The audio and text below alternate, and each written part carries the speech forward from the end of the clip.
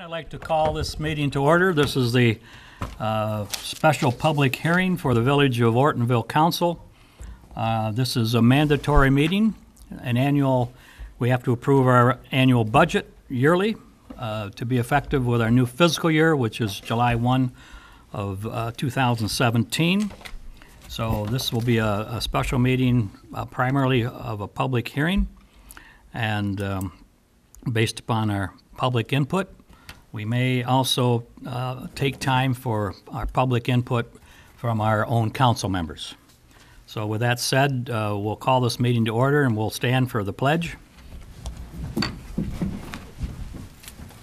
I pledge allegiance to the flag of the United States of America and to the republic for which it stands, one nation, under God, indivisible, with liberty and justice for all.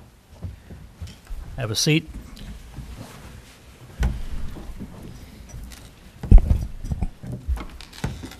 Liz, would you call the roll, please? Bryce, absent with notice. Butsu, Here. Dylas, Present. Eschman, Here. Skornica, here. Sleva, Here. Wills. Present. 6 council members present and 1 absent with notice.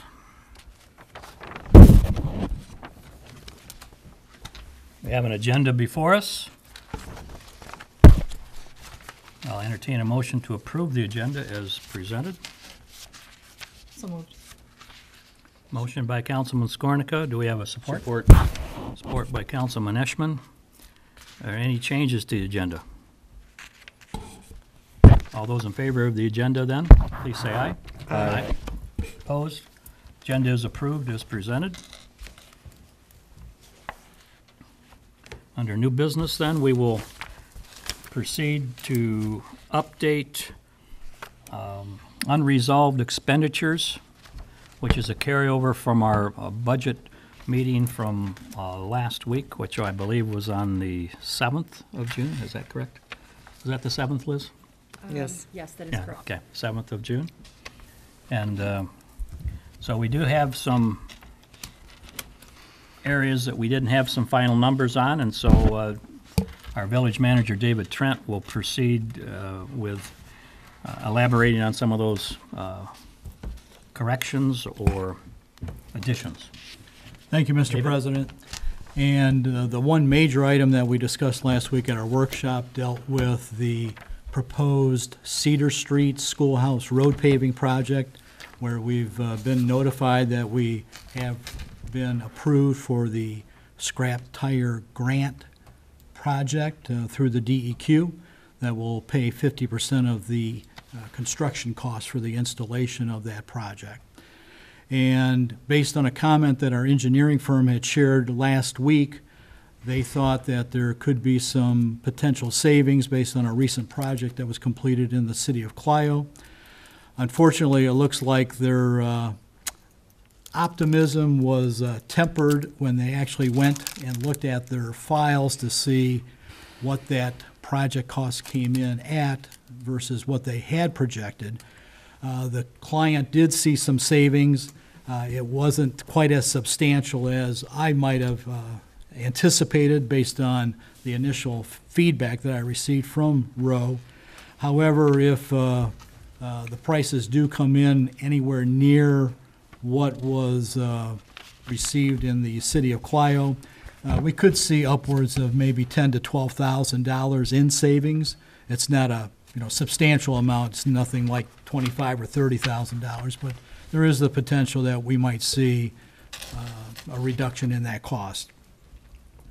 So based on their initial estimate of the job of $206,000,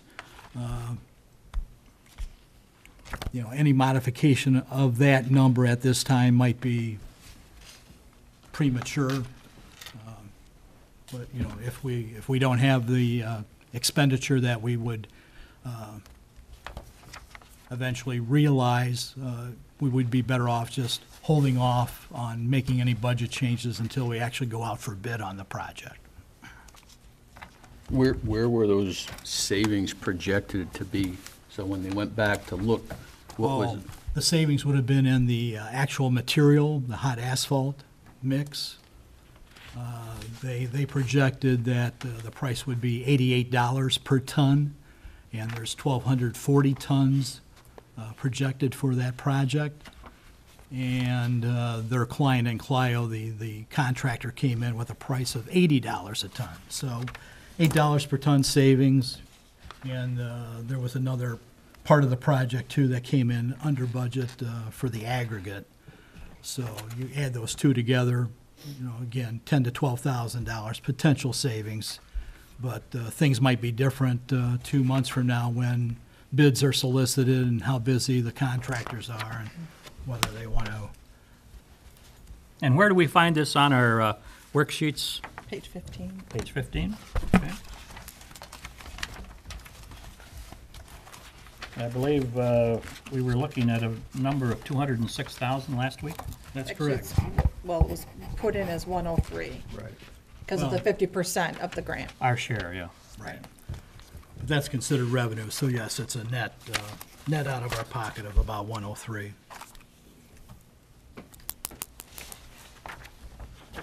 So that, I did have a question about whether this is an actual cost or revenue, right? So there's always matching funds. So where, again, do we list it as being a cost as opposed to a revenue?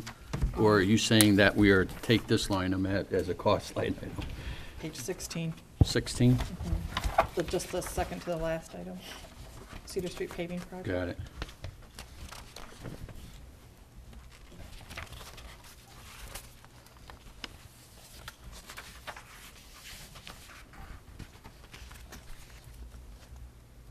On page 16. Oh, Actually, the revenues are And which shown. okay, all right. Which doesn't worksheet sound- are you looking at? Well, I was looking at the old ones, that's where my notes were. Yeah. Okay, sorry about that. Kinda go Revenue back and shown forth. on page 14 at the top of the page, $103,000 grant revenue. That's what that would be. And then Okay. the expense is shown on page 15, as has been already The noted. handout tonight, It's on- be in the upper right corner of the proposed budget for 17-18, on page 14 of tonight's handout.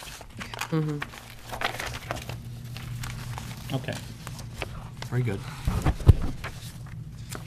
Thank you, David. Any other items that, before we ask the board for their questions and input? I don't have any further updates from our workshop. Okay.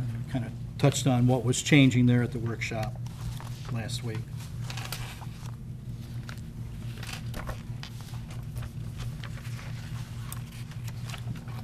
Okay, at this time, I will open up the Q&As to our council members for their input or questions. So if you want to just jump in, It's, I will recognize whoever, if you raise your hand, then I'll recognize you, and you can ask your question or questions. I will identify you first for the people at home, and then you can go ahead and proceed. So who would like to begin? I'd like to just follow up on just what Yeah. we just discussed. So Okay, we have Councilman Dan Eschman. Go ahead, sir. So the estimated cost for the Cedar Street project was 206, right? All right, and then was it 50/50 matching? So why would we ask for 206 for the budget as opposed to 103? Because we have to pay the entire project cost to begin with, and then we get reimbursed through the grant revenue. So we've got an expense of 206, then we receive the state grant from the DEQ after the fact for 103,000. And then where would that money go? That's shown in revenues under For the, Local okay, roads. got it. Page 14 at the Yep, top. yep, Yep. all right. Yep, no, I understand now.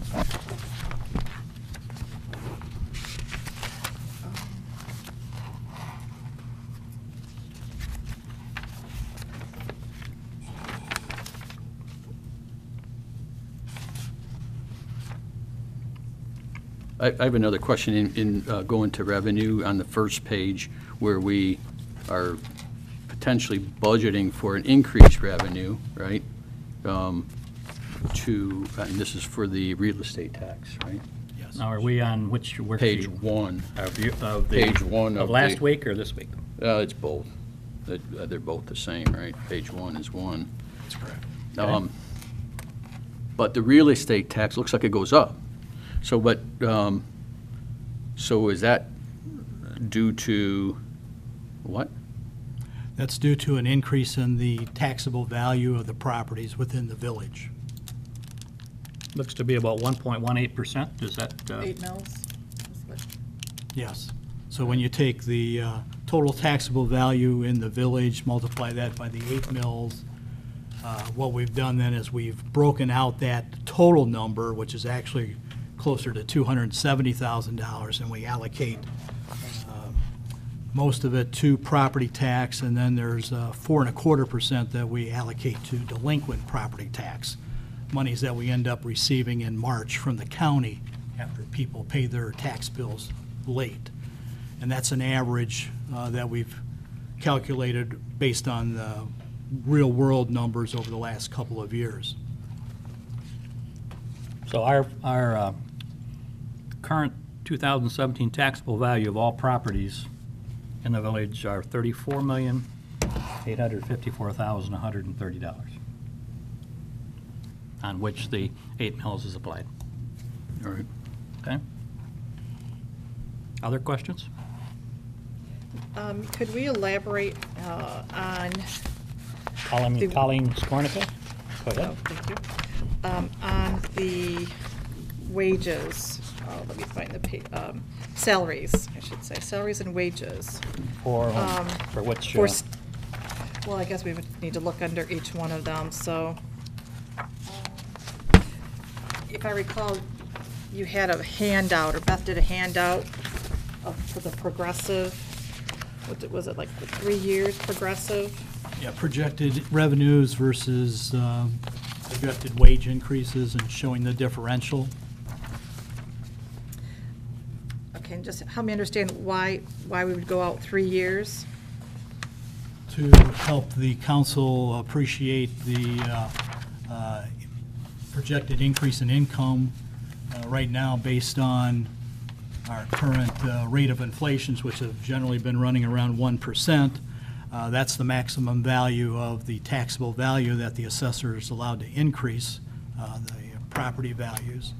And then based on the current funding mechanisms from the state legislature for road monies, our Act 51 monies, we're projecting that those would increase 2% per year over the next 3 years. And those are percentages that the county is also working off of as well. So these are nothing more than projections. We're not rolling any of this into the budget, and the only thing that would be into the budget would be the 17-18 request. That's correct. So he's just throwing, yeah. And also our state shared revenue. One body of the House has suggested a 1% increase. The other body was projecting 3%. There might be a happy compromise, and the last thing I've heard through the MML updates is maybe 2 to 2.5% might end up being the final number. So, but again, it impacts our budget minimally, by just a couple $1,000s year by year. So you're just basically saying over the next 3 years, as if we give everybody a 2% raise, the cost of our payroll will go up almost 13,000, but we'll have additional revenue for over 18,000. So we're still $3,000 up on Exactly. salaries. And again, as I shared with another council member who contacted me to pose that question, this body certainly has the liberty to adjust raises or salaries as you deem appropriate year by year. We just wanted to give you, that Right. So this is- short-term perspective over the next few years. Do you have a 2% increase in wages in this year's budget versus last year? Yes. However, to a large extent, based on current staffing, transition of staffing, Some of these budget numbers really didn't have to increase because we were going to be under budget anyway, so it would allow for that 2% increase. But again, that's at the pleasure of this body. Right, because just because it's in the budget doesn't mean it's going to be automatically awarded. Right. So just say that again, so the wages of this budget that we're asking for includes a 2% increase, but did we add on to the budget then, that 2%, even though the previous budget accounted for that 2%? I guess, you understand what I mean? Well, because of changes in personnel, changes in salaries, we are under budget in just about every salary cost center for this year. And going forward, even with a 2% increase, those budget numbers don't have to be increased for 17, 18. It's like they're already somewhat captured in there. We're going to be under that number that's reflected there anyway. So part of that savings from the current fiscal year, if I'm correct then, and correct me if I'm wrong, but because John Lyons, for example, was on a contract labor basis, and rather than being full-time, Exactly. part-time. So we recognize some savings in that short-term arrangement with Mr. Lyons, Absolutely. your predecessor. Yes. Okay. Everybody understand that? Okay. And then you were without a clerk for a couple of months, and, so those things all culminate together in being in the black for those various cost line items, and we would anticipate that we would still be in the black going forward for next year, even with nominal increases in salary. All right. I guess I'm just not seeing the 2% in this year's budget you were referring to. Well, it's probably spread out from the different departments, right? Yeah. Well, I'm just, right, because I'm on page 3 and the village manager is first. Well, he's listed here. So based on the previous contracted village manager,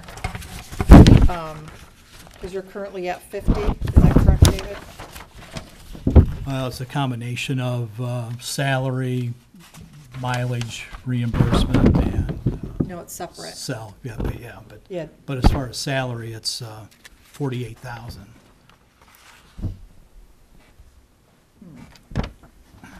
yeah, because the mileage is a, so we did have it that way, and then it's separated out now, the $100 a month. Yes. So that's separate, so that's not part of that. Right. But the base was adopted at 50, and it's only 48 for him as an employee. Right, I guess I just don't see I don't even see the 48 on this budget, though, that's where I guess because Well, that's we didn't know we because didn't have them. that's because his predecessor Right, had a right, higher, right, yep. had a Just higher, as I, had a higher salary. right. Yeah. Okay.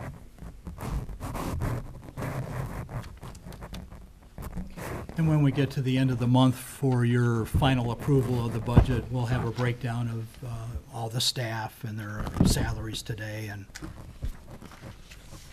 recommendation going forward, and then it's your pleasure to modify that accordingly. Would that be available before the final meeting? Absolutely.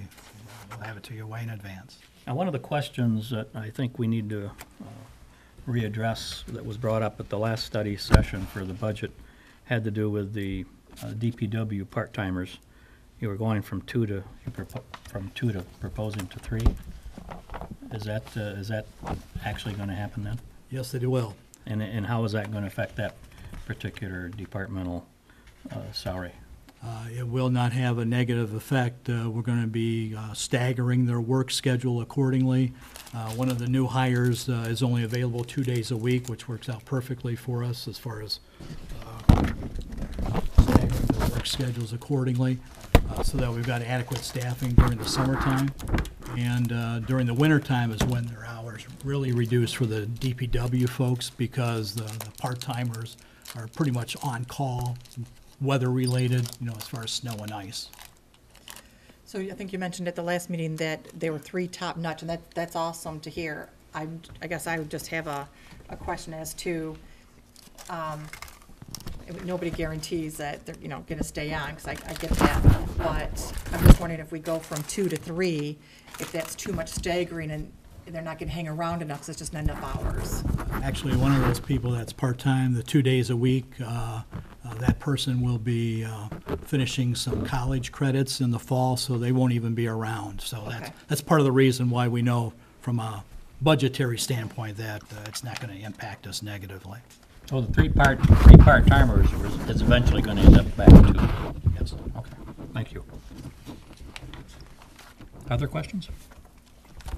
I have a question. Has to do with, I'm looking at the old sheet, because that's where my notes were at. But it had to do with total estimated revenue, right? And then we budgeted for 49,884. And then looking at the What page are you on? 3 of the old and it looks like maybe 2 of the new. It just looks to me, we budgeted for 493,884 for 26-17, and then you follow with the actual activity, and that revenue is down by $43,000. Up here. Do you see that? Yeah. page- Going from 49 to 3, do we expect any more revenue coming in between now and the end of our term? So why are we down by 43,000? Yep.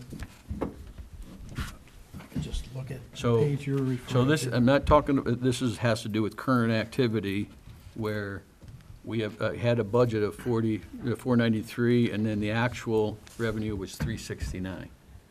Yeah, that's a fair question. For the benefit of council and to address Mr. Eschman's question, that budget number, folks, entailed a transfer of funds from equity based on what was being expected to be spent. Last year, you knew you were going to be moving toward that Cedar Street paving project, and so there were monies that were already transferred as part of the making everything balance. And for this initial discussion that we're having, we're not showing any monies coming out of our reserves to balance anything right now. So we expect the general fund to be a wash, if you will, have a little bit of reserve, because we don't anticipate that we're going to spend every dollar that's budgeted in the general fund. The area that we anticipate that we'll see a shortage is in the road projects, because of that $206,000 expense, where it ends up hitting us $100,000. And then if we move forward with the sidewalk project this year, that's another $45,000. So you'll have a deficit in the street categories, but not in general fund. So eventually, we would have to transfer monies from our reserves to cover any shortage. That's just not reflected in the last 2 columns that you're looking at tonight. But, okay, so I understand that the amended budget included the 81,137 coming out of general, but what I did was I subtracted that from the 493 and netted 412 and compared that to 369, and there's still a difference of $43,000 loss, or negative. From the year before, or what we're projecting for this year? Just last year's budget. For this year, so I guess it goes to how we're projecting our revenue moving forward. If we've lost, okay, 43,000, I'm not sure why it's less than what we budgeted for, but it's certainly less, then I'm just saying we should be guarded towards that happening again, or so what I did take the 81,000 out, right? Right. And then that comes up with 412, and then the difference between the actual and the 412 is still 43,000 and some change.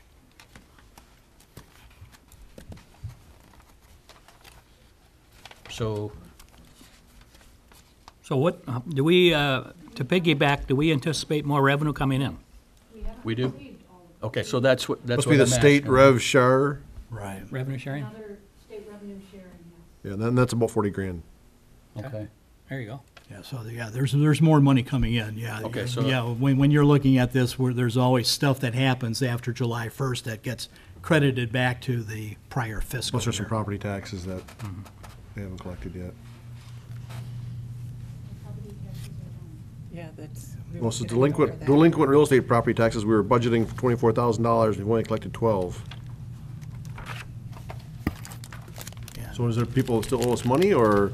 No, that was an incorrect estimation of delinquent property taxes. That's why we're But there's- adjusting those numbers accordingly and showing what is really coming in on September 14th when taxes are due versus what is actually delinquent. And the real story is that there's only about 4 to 4.5% of the property taxes that are delinquent year But that by would- year to that- year. I guess, we did include the 23.9 in our budget, though. And Right. there is a difference there, and that difference would have to be part of the 43,000. Right, exactly.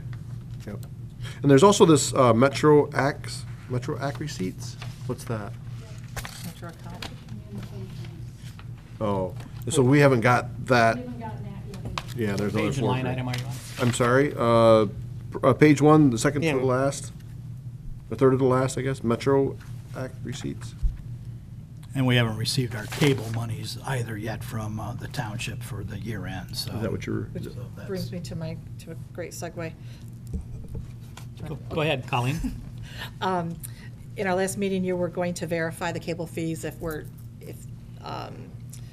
they're actually accurate. Has that had a chance to be done? No, we will check into that tomorrow. Mrs. Thurman's schedule's been very hectic. She's been planning for some personal issues due to the deaths of her parents in recent months, so. Okay.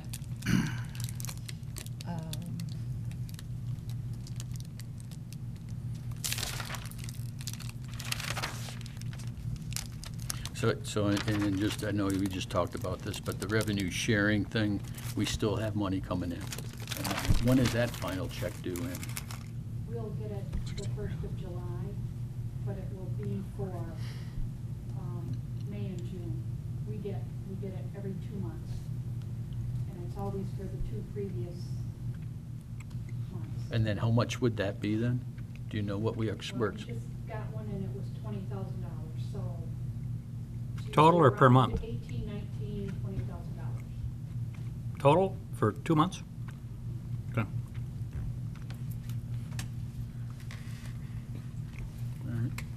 So is there a way that we could get itemization? I mean, I know we could go through the disbursement reports, but for lack of doing all of that, of what's happened, of what projects have been completed during the last, I guess we could look at this too, the actual expenditures and projects completed in the last budget period. Is there a way to pull that report like that? Any road striping, roads, anything that's been done in the last budget period. And I know, like I said, we could go through there, but rather than go through the whole budget to pinpoint that out, can we run a report and see what's been wasn't that on page Spend 14 up. and 15? Isn't that what you're looking 14 for? and 15?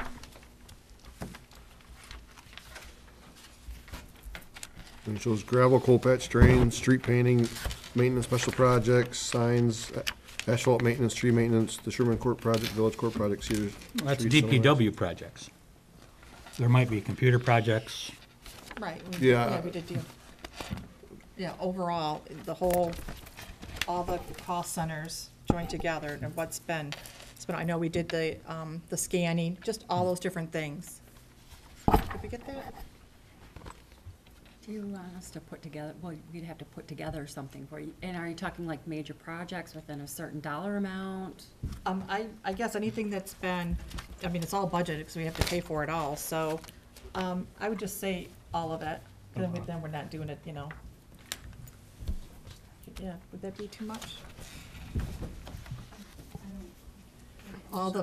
Basically, the account, Like the Cedar Street, yeah, anything the that's, whole file, the whole cost. just the amount of money that's been spent in the budget period. Accomplishments, things that have been done, things that have been accomplished, our scanning, Okay. our, the DOD, as well as, Vicky, PMD, Yeah. those things. But those are just like one invoice, one. Yeah, that's, Oh. it's still expenditure. When would you like that by? Tomorrow? He said that, If you're gonna ask, He's laughing. well, I asked, but I didn't say how long does it take to tomorrow, put together? Yeah. Tomorrow is not necessary. I'd say in the next couple weeks, next 2 weeks. Okay, we can certainly try our best to get that. That'd be for you. great. Thank you. So, If there are no other questions, then we'll open this up to the public, for the public portion of the hearing. Unless we have any other questions. I just had and again, I apologize for not being in the budget meeting, but the recording secretary, we have actual at 810. I know it's small money, but we budgeted last year 850. 6-year average is 791, almost 792, but yet we budgeted only 675. That's because they split her money, her time up, because it was all under one bucket, and they split it into 2 buckets. So Oh, so there's the planning commission, her time for the planning commission is underneath planning commission Oh, or so somewhere there's else. additional dollars Yeah. there where it wasn't before. Two different cost centers. Yeah. Yeah. Good question. I have a question on, well, let me look, I'm looking at the old one. The attorney fees. I know we budgeted for 8, so I think we had an amendment to that, and we're currently over. That's correct. And I'm assuming it's all related to the ongoing, okay. So all of those are all related to that one property? Correct. There's no other fees in there? Okay. Which I guess I can ask that question in our Our closed session. next meeting. Yeah. Okay, at this point in time, I'll open it up for public input, and hearing none and seeing none from other than council members, and I do appreciate council's input, as always. So we will open and close that portion of our agenda, and then we will move on to item 6 in our agenda then, which is adjournment. I'll entertain a motion to adjourn this special meeting of the public hearing for the 2017 and 2018 annual budget. All those in favor of the move to adjourn, please say aye. Aye. Opposed? We are adjourned. Okay, everyone. I'd like to call to order the regularly scheduled monthly meeting of the Village of Ortonville. It's now June 26. It's now 7 o'clock. All rise for the pledge and the invocation, please. Tanya, would you lead us with a pledge?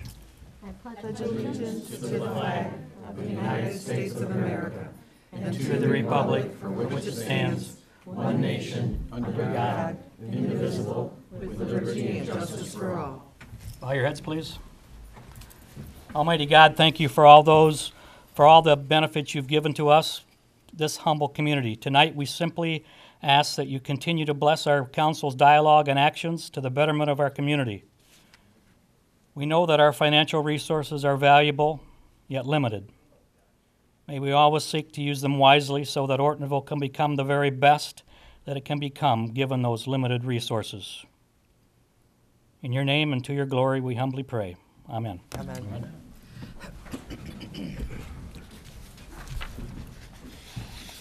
Roll call vote, please. Bryce? Here. Butsu? Here. Dilus? Present. Ashman? Here. Swarnica? Yes. Sleva? Here. Wills? Here. We have seven out of 7 here tonight.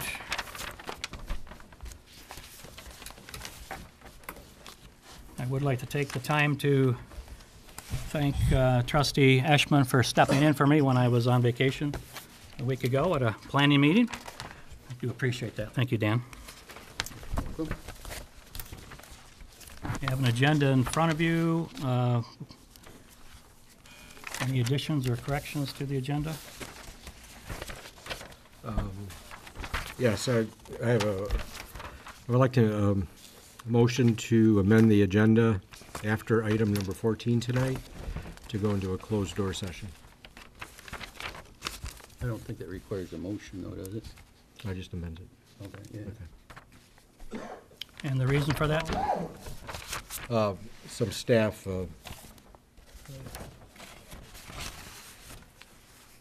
some staff concerns I have. Have the staff been notified? Yeah.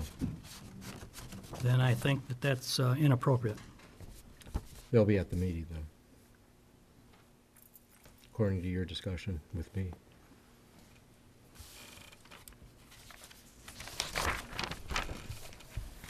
Okay, when we get to that point in the agenda, we'll discuss it further. But for right now, I guess we'll amend the agenda. Is there support for that? Support? There'll be a motion by Councilman Butsu, supported by Councilman Dialis, to amend the motion to add item 14A, closed session, to discuss staff.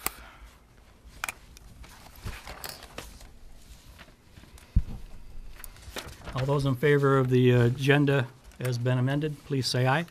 Aye. Aye. Opposed? Agenda is accepted.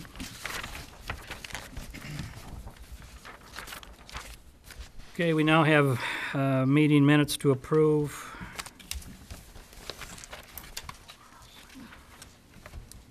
Seven actual minutes, meeting minutes.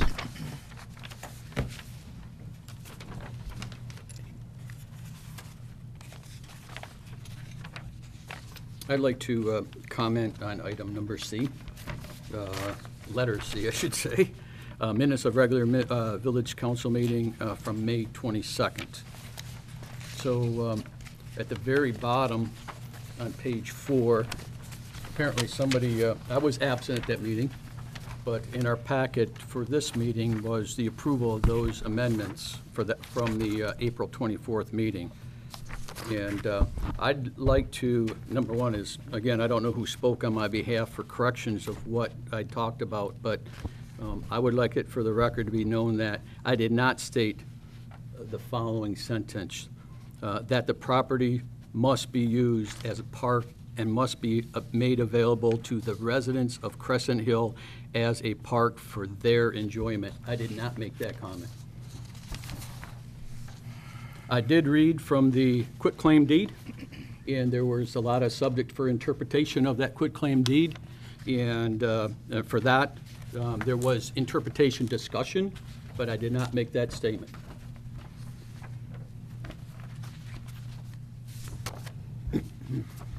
So I request that it be struck from the record.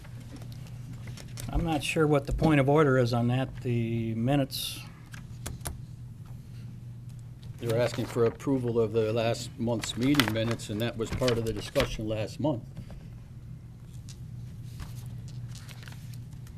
those are minutes from the April 24th meeting. All right, just commented. in our Yeah, packet. I never even read the fine print down there, to tell you the truth. I don't think anybody wanted me to read it either. Well, I remember that discussion, and I pointed out that you read from the deed. And that's, and then however the interpretation went from there.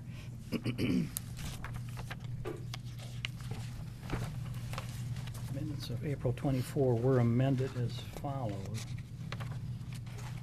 Were they approved? Good question. I'm not sure actually why this note is on there like that, Nor am I. because that's not typical. It's not appropriate. Yeah. President Mills, I just made the note of what trustee Eshman said circled what he was referring to, and, you know, whatever you guys decide, I'll just give it back to Liz this way, so that she can take care of it, however it needs to be addressed. Okay. Actually, the minutes of that date, the actual document of the minutes should have something on here, not a different date with a notation, right? Yeah, Right. it's highly irregular. I think what we'll do, if the rest of the council agrees, we'll follow Courtney's suggestion, and we'll take it back to the village clerk, who is absent tonight, and we'll discuss it and make sure that your point is inputted into it. So I guess my point is, it's not an appropriate, I did not make that comment. So, and it says that trustee Eshman read use of requirements of the quitclaim deed of property identified as 03/18/226/002, also known as the Village Park, stating that the property must be, I did not state that the property must be used as a park and be made available to the residents of the Crescent Hill as park for their enjoyment. I did not make that statement. I'm asking for the record right now to strike that statement. I did not make that statement. I don't know why, I mean, had I been present, I was absent with notice on the meeting following, and had I been present, I would have done the same thing, including the additional strike, whoever struck that in my absence. Well, I'll have to talk to our attorney and find out exactly what we can do in retrospect, so. From what standpoint? I don't understand. I'm not sure. I'm not sure. This should have been brought up beforehand. I would have liked to have known this earlier today, even. I talked to our attorney 45 minutes ago. I would have liked to have known about it, and I could have talked to him about it. Well, we get our packets. For the record, then, maybe we replay the tape from that meeting, and then verbatim, we'll pull what was stated in that meeting. That's fine. That's fine. Okay. I don't understand why are you good with that? attorneys, in the past, when we've had amendments to village meetings, we amend them as council, make the changes, and then move forward. I was absent. It just so happens to be in our packet tonight that stated that, which allows me to comment to what I said or did not say. Okay, well, if it's appropriate, then we'll certainly do that, and if it's not, I'll let you know. Okay, fair enough? Yep. Okay. I just made the notation, trustee Eshman stated that he did not make this statement and wishes it to be struck from the record. And he is asking for a tape review of the meeting in question. Okay. Thank you. Thank you, Courtney. Thank you, Dan. Yes? Mr. President, and just to help clarify the last point there that's in red, as part of the discussion, obviously, Councilman Eshman was absent, but in the discussion about the review of those minutes, Clerk Edwards was just trying to identify what were the changes that were made to those minutes so that there was a record of it. And one of the items that was recommended was that I had followed up with 2 attorneys to get their legal opinion on that. So that's part of the clarification that was discussed at last month's meeting. Yeah, I'm not asking for that to be struck. That's part of, But that was I part of agree. the discussion. Obviously, you weren't here to, you know, I think there may have been some liberty as to what your interpretation may have been. And obviously, But going forward, to even have the notation in this manner is irregular. Yeah, it's inappropriate. Yeah. well, that's an item for discussion. I know from my background as a clerk, one of the things that I always did after the fact was denote what changed in the minutes so that what was struck and what's in italics, that it was an easy reference, you know, to say the minutes were approved as amended.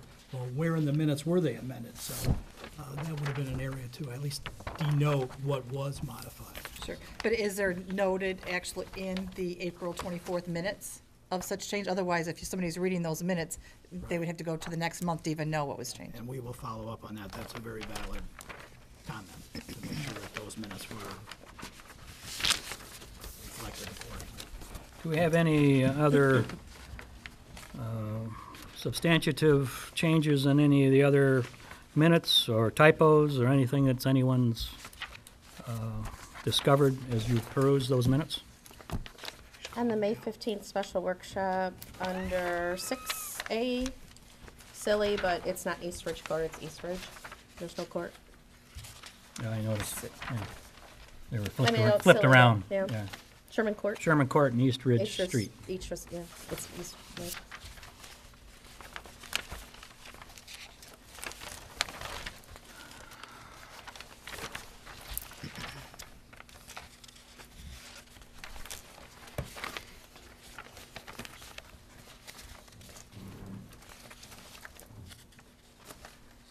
On the June 19th workshop meeting minutes, under the roll call, the very top, I was absent with notice. It was just an oversight. June 19.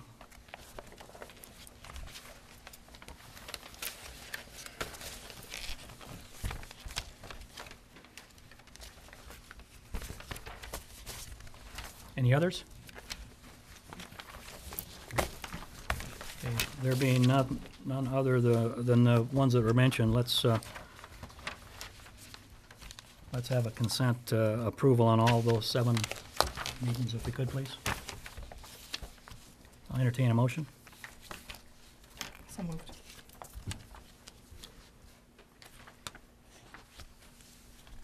Motion by Colleen, Councilman Skornica, and supported by, by Councilman Butsu,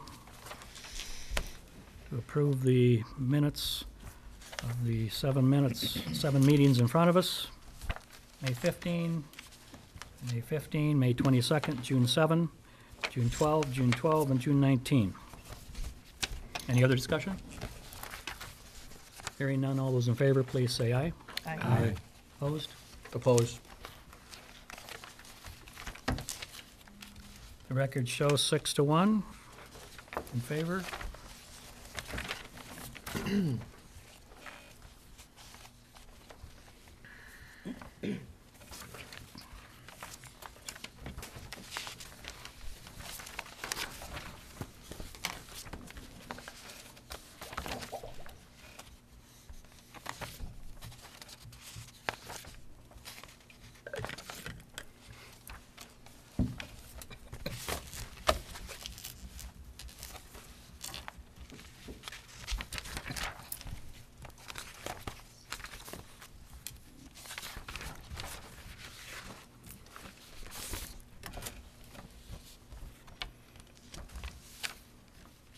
Any questions on treasurer's report? Otherwise, that's an acceptance item as well. Item 7 on our agenda is disbursements in the amount of $29,922.75. These are disbursements of record for the month of June. Excuse me, May 16 to June 22nd. Technically. I have a question on item 4. Do we have a running total as to what our attorney's bill and the aggregate total might be to date for that particular item? I don't need to know it at the moment, but if you do, if you get it to me, I'd appreciate it. I can tell you. Oh, okay. I can tell you because when we met at the budget, and actually at our last Okay. meeting, my question was just that. It's like, Just that. does this represent everything related to this, or is there other charges? And you and Manager Trent said it was just for this, so it's $93.88. Thank you. That's item 24? Four. Pardon me, okay. That's just the aggregate that's been accumulated. Also, number 6, how has that work comp premium been tracking as related to last year? What's our experience modification? Do you know what that is? Are we claim-free, or do we have some claims that would? It seems like that premium is a lot higher than it has been in the past. Do we know? Our work comp premium? And I also, $4,799. That's an annual premium, I would presume. and it's like I'm questioned as to why it says estimated annual policy premium, but we paid it. Well, workers' compensation, you have, you look backwards and forwards. You estimate in the future and you look backwards. So if you don't There's really an use it- auditing process. Okay, so you balance it out at some Yeah, point. yeah, yeah. So this would be, it looks like to me, this would be an estimated future premium for the future year. I was just curious about that, so. When you get a chance, if you could send us an email, okay? Thank you. Certainly. I have no questions. Anybody else? I have a question on item number 6, or 26, I'm sorry. I'm all for compensating our employees for mileage, et cetera, but I just don't understand, what was the M15 Heritage Route meeting? What is that? We are a member of the M15 Heritage Trail, and our treasurer was appointed to represent our community at that meeting. Okay, They meet every other month. all right, thank you.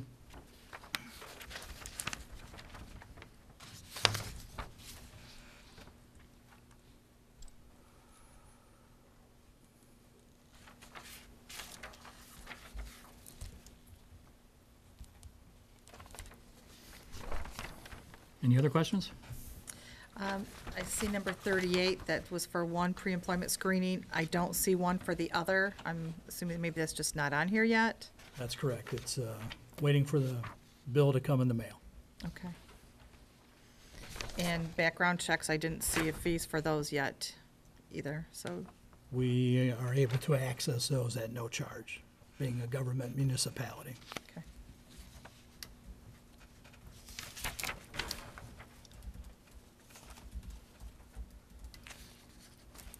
Okay, hearing,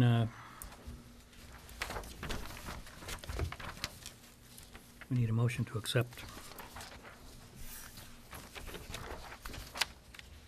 I make a motion that we approve the disbursement report dated May 16th, 2017 to June 22nd, 2017 as presented. I support. Motion by Councilman Eschman, supported by Councilman Wills, to approve the. I will comment about the total as well, I missed that. 29,922.75. I will support that. Any other comments, questions? Roll call vote, please, Courtney. Rice, Yes? Butsu, Yes. Silas. Yes. Eschman, Yes. Fornica. Yes. Sleva, Yes. Wills. Yes. Motion is passed. Items from trustees. President Wills, I apologize. I missed who seconded the disbursements. I did. Thank you. Sure, I'll start. We have a chicken thing to talk about tonight, coming from the Planning Commission. We'll talk about that later. The other piece, though, we had talked about the, getting an estimated cost from DTE or Bob Hawkswell, a combination thereof, about the street lights. Is that formally on his plan, and do we have a date on when he's looking to have that accomplished by? We'll be able to give you a substantial report on that next month. Bob did tell me that he has a vendor that is giving him a quote later this week Oh, on okay. that project. And to this date, I think he's been able to modify 6 lampposts out of the number that we currently have. Okay. All right, that's all I have. Nothing that's not addressed later. I did attend the DDA meeting held on June 20th. There were a lot of things talked about. There were only a few voting trustees present, so they didn't make a quorum, so they weren't able to vote on anything. I think the single most thing that did come out of this, and I think everybody did have this in our packet, and it's really not made to the public, but I think it's worth reading, and that has to do with a memo from our Congressman Mike Bishop, and the letter reads as follows. One of the more pleasurable aspects of my job is to recognize organizations in the community for their accomplishments. With that, I am pleased to extend my warmest congratulations to Village of Ortonville for being named one of the best downtowns in America.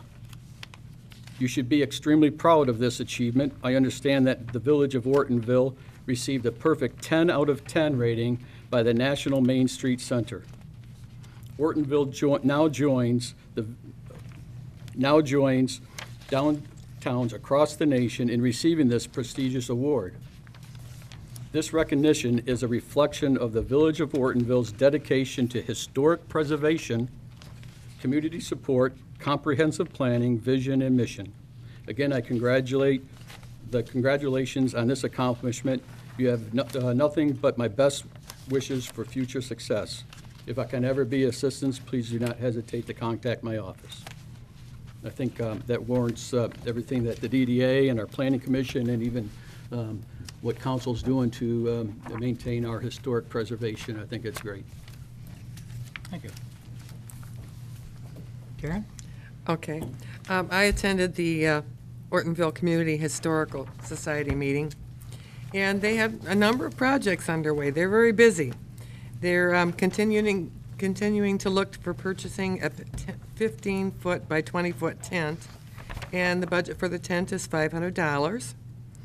And on June 21st, 2017, they had a program at the library called the Orphan Train of Michigan.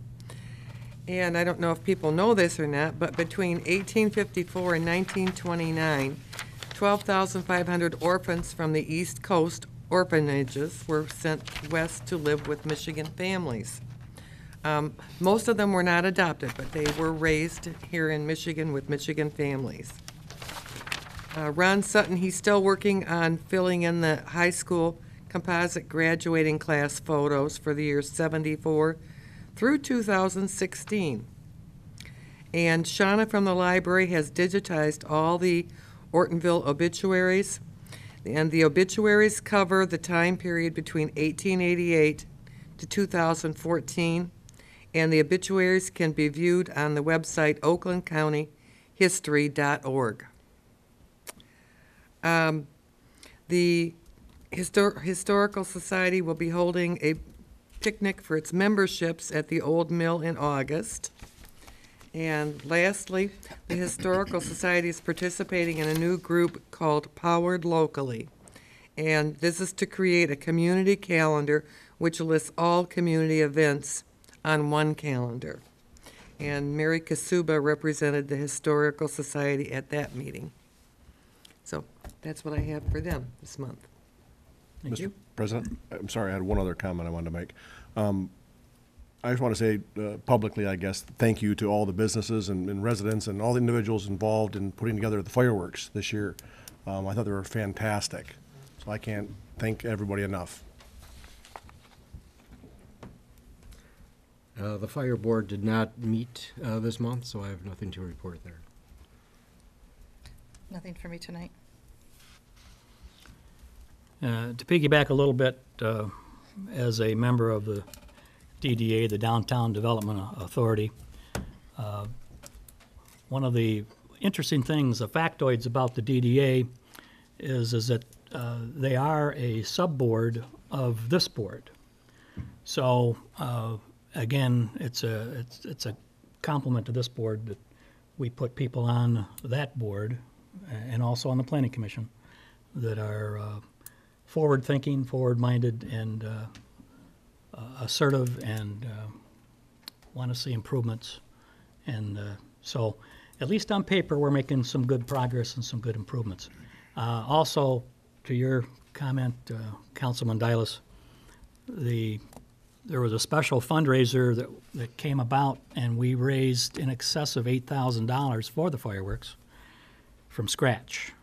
And this was only because it was determined that the Chamber of Commerce was folding, and they did fold, and there was no money that was left over from the Chamber, so a couple of the members, namely Jason and Jeremy Kratt, who grew up in downtown Ortonville here, and are now own businesses in downtown, took it upon themselves, along with the Friends of Amos, which is a fundraising arm of the Downtown Development Authority, to raise this kind of money. And that speaks volumes to our community.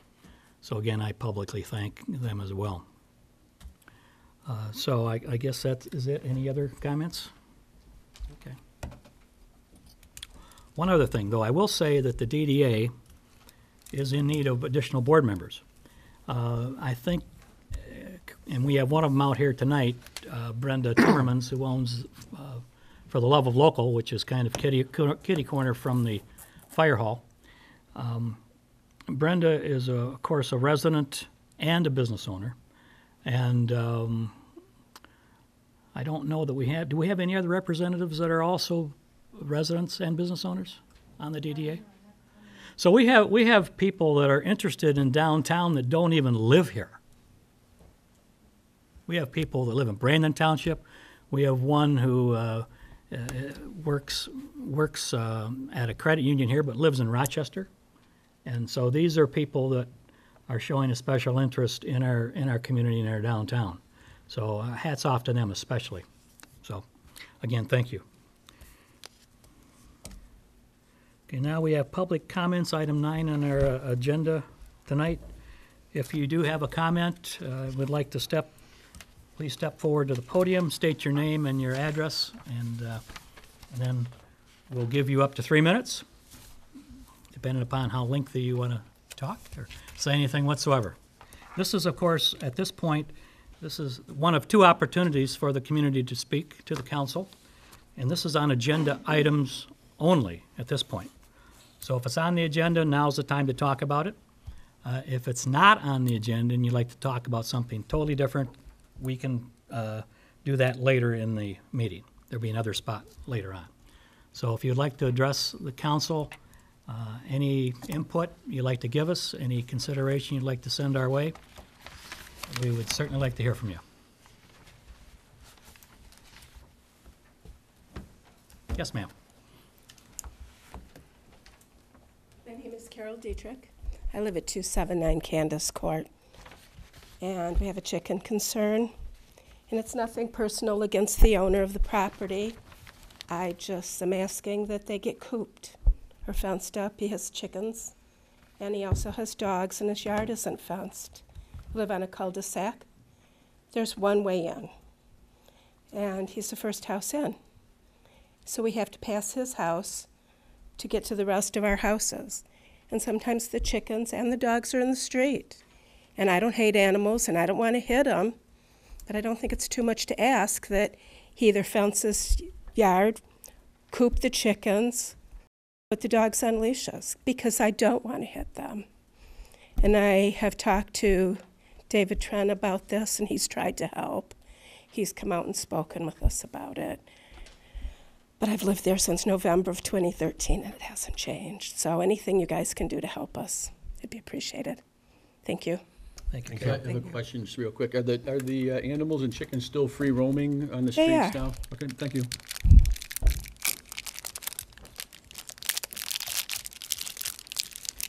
Hi, my name's Karen Anderson. I live on 211 Candace Court, and I have the dogs and the chickens.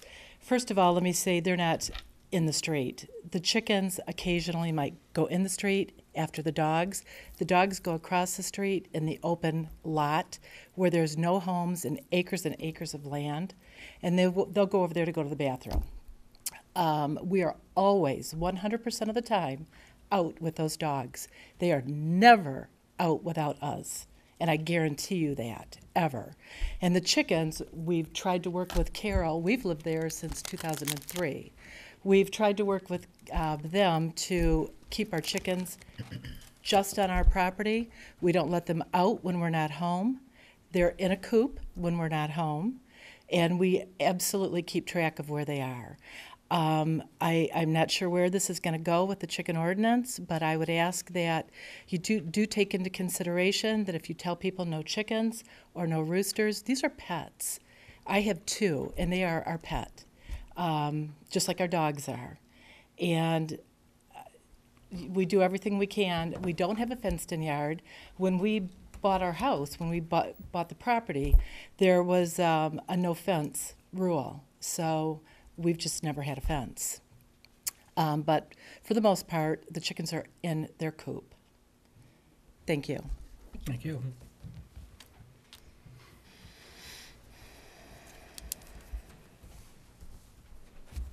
Hi, Council. I'm Bonnie Gabriel. I live at 299 Candace Court. I'm the end house at the cul-de-sac.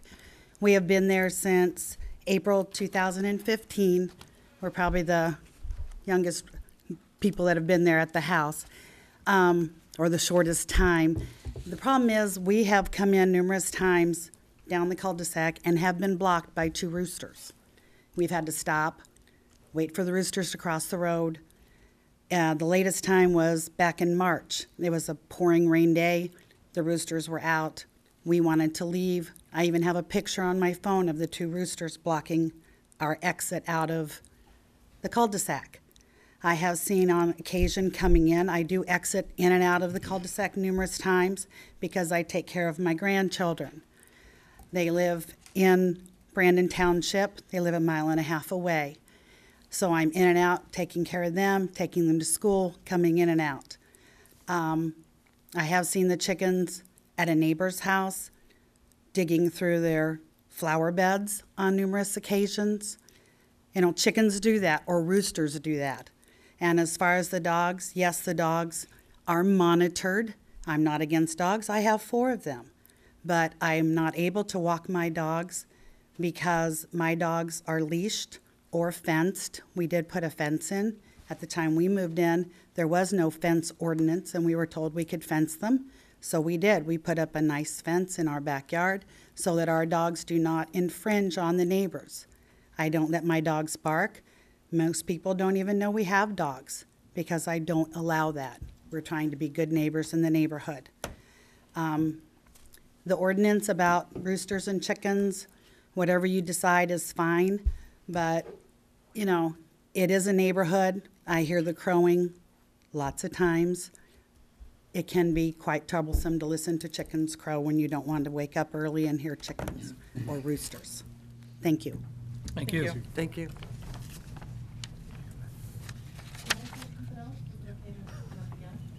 Sure.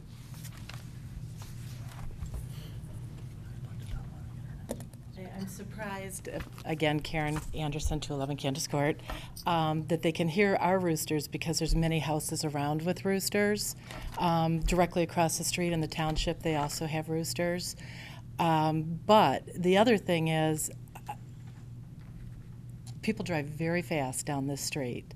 There's only 5 houses, 6 if you count the one on the opposite side of the street. There's 5 houses. And one of the complaints was that they didn't want to hurt their car. But I think if you drove a reasonable speed, there wouldn't be a lot of issues. And I know our neighbors are very concerned about the speed that people are driving. They have 3 small children. So it's not just about the dogs and the chickens. There are other issues on the street as well. Thank you. Is the speed limit posted?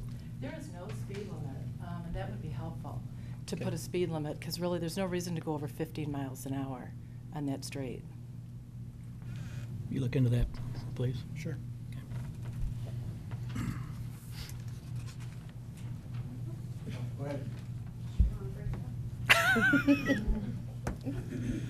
Hello, everyone. I'm Jessica Danko. I also live on Candace Court as well. I personally do not have any issues with animals. I am an animal lover, so let that be known anyway. I love my neighbors. They're all great, wonderful, personable people, and I do love everyone. I will agree that there were some, the roosters would cross the road initially when we first started living there in 2015, but they have amended that. The roosters are definitely kept more on the yard. I don't have an issue. I drive in and out many times. Yes, I do work longer days, but the days that I am home, or if I'm home a certain time, I'm in and out a lot. I don't have an issue. So I just want there to be a neutral part of all of this. So I was hoping one day that too I could maybe get a couple of ducks in our backyard, but it's looking like that's not going to happen. So thank you. Thanks. Thank you. Good evening, Council. Fred Weybrandt, Director of Parks and Recreation for Brandon Township. I see the skate park is on the old business. And David Trent, village manager, and I have been communicating pretty well on what's going on there, but I did receive a phone call on Friday that there's a possible corporate sponsor, and they're trying to work with another corporate sponsor to share the expenses. So I just wanted to update you on any phone calls. As of now, there's no sessions, of course, going on until we get the funds. We got interest, people coming up showing interest, but we don't have the 23 magic number that we need. And there's a couple village residents, I don't have their names with me, but they're going door to door trying to raise money as well. So that's all I have. I want to thank David Trent. He's continually monitoring my part of the skate park. And when I do hear something, I'll give it Mr. Trent and Tanya as well. Okay? Thank you. Thanks, Fred.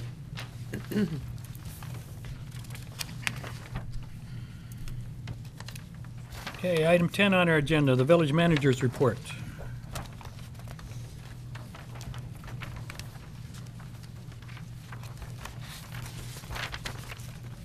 Mr. President, just a quick update on a couple of the items you have from my report. The first item, letter A, a court date we found out yesterday, late Friday afternoon, has been established. July 26th is the scheduled date for a hearing in circuit court on that matter. I spoke with our engineer from Road Professional Services this morning, who was on vacation last week. They are putting together a proposal for a pathway project on the back end of Naring Court that would access Beekys from the south end. So we hope to see that here by the end of the week. Just a friendly reminder, annual cleanup days. The next one is scheduled for August 19th for all Brandon Township residents, which includes village folks. And the feedback I heard is that the event from last week was very well attended. Lots of folks came and utilized the cleanup day services that were there. And we're continuing to make progress on drain issues in certain key parts of the village. And we're planning on working with the neighbors to gain access behind what is affectionately known as the Red Barn parcel, so that we can continue that headway in that section of the drain path. Other than that, I have no other updates, and of course, happy to answer any questions that you may have. A quick question, for those who may not know, where is that location on the cleanup days? Where is that at? That's at the Brandon Township Community Park. And there's also the availability of taking large items to the location at M15 and Grange Hall Road. And is that Oh, still I'm sorry, by a point? Grange Hall Road and I-75. Got to get all my numbers correct here. Is that still by appointment only, or can they just go in there? I think the drop-off at the Brandon Township Community Park is by appointment only.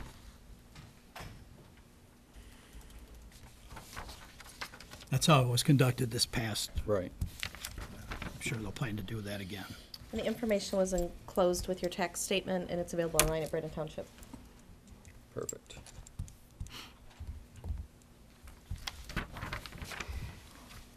So on the drain issue, item D on your report, David would, so we're looking strictly south of Mill Street on the drainage, correct? Not north of Mill Street.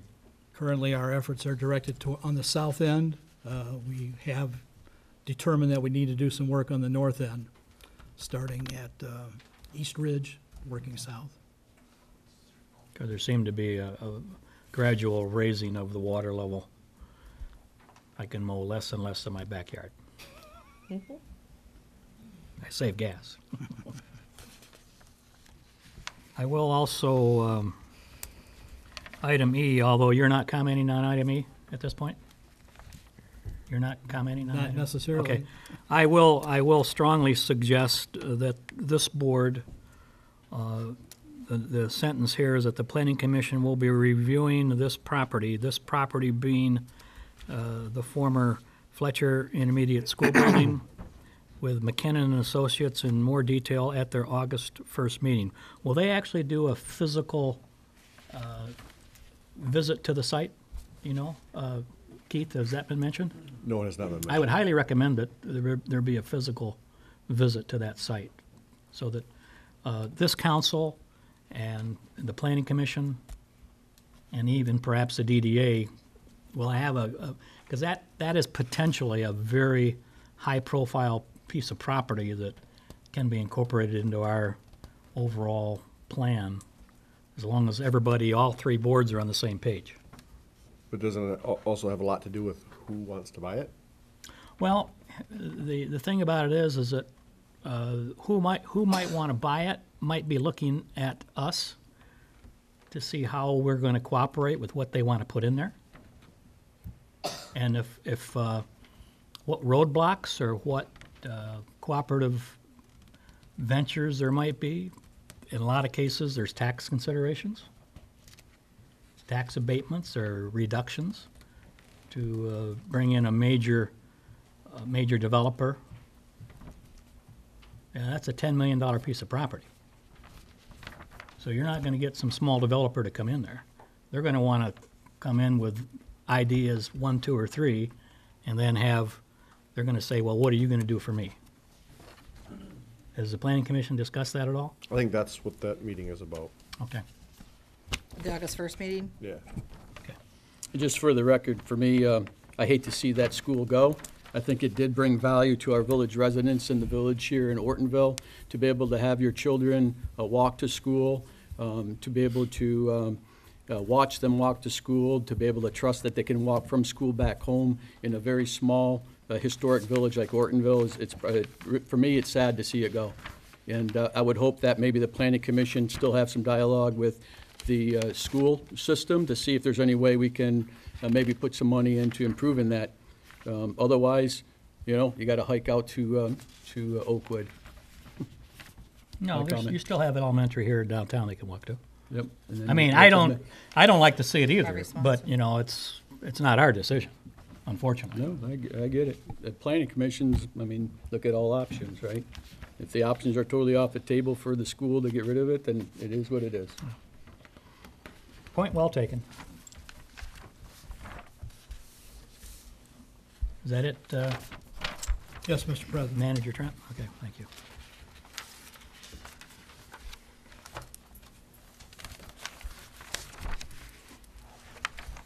Item 11, under old business, skate park sessions.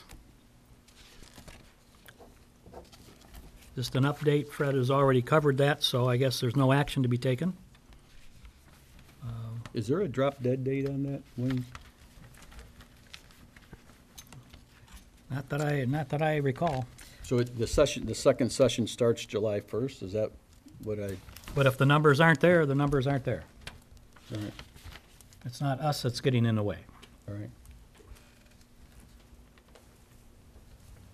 Item B, an update, I believe Trustee Sleva has asked for just an update on this, the Enviro Assist report, septic system risk assessment. Are we any further, do we have any new information?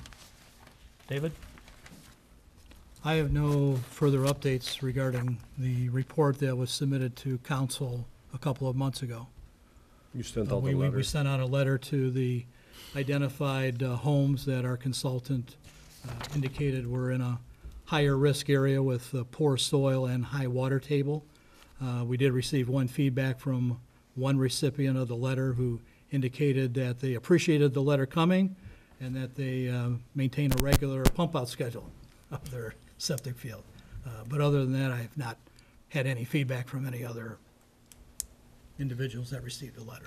Just refresh my memory. How many letters were sent out? 26, I believe. 20, and when were those sent? That would have been, I think, early May. The date on the letter is May 23rd, so Thank you. I've got a copy of it here. Okay, were those letters just, of the 26 letters, were those just sent to people whose houses are on either Kersley Creek or Duck Creek? Yes. Okay, because I got a copy of the letter. It was laying on my desk just before the last meeting, and so I didn't have a chance to take a look at anything before the meeting, or I would have probably placed this on the agenda for May. And I'm looking at the letter, and then I'm looking at the list, because I'd not seen this list before. And actually, there's no heading or identifying information on the list. It just is a list of 69 properties.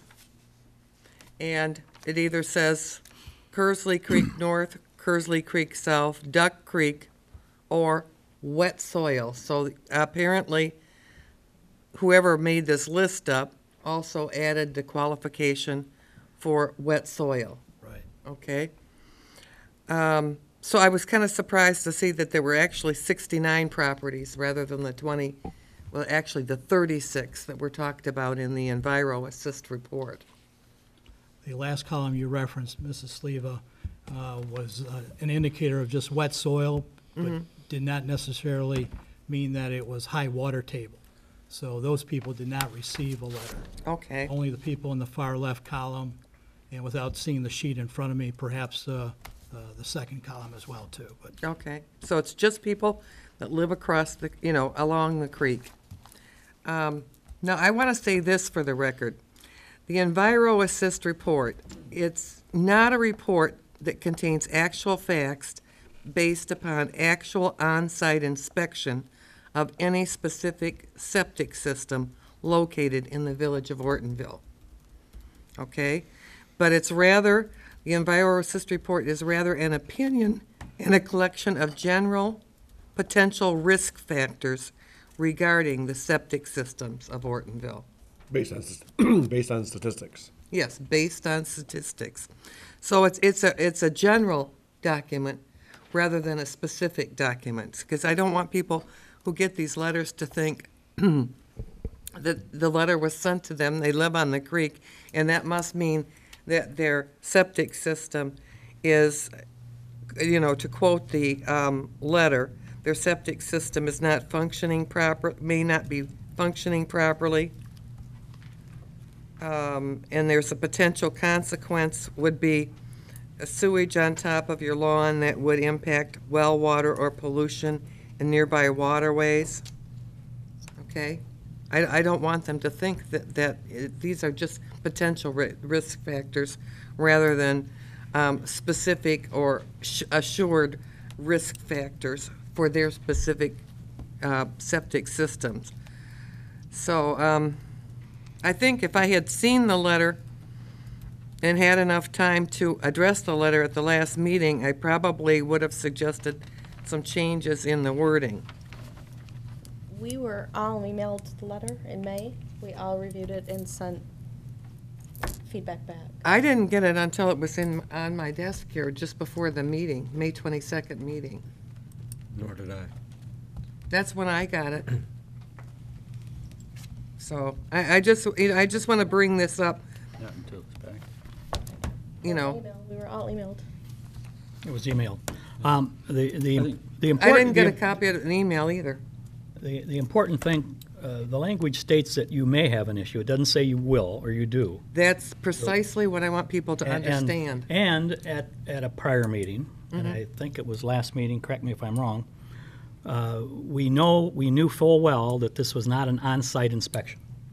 And we actually had the opportunity to approve additional funds to Enviro Assist to actually do a physical on-site inspection, and the council voted down.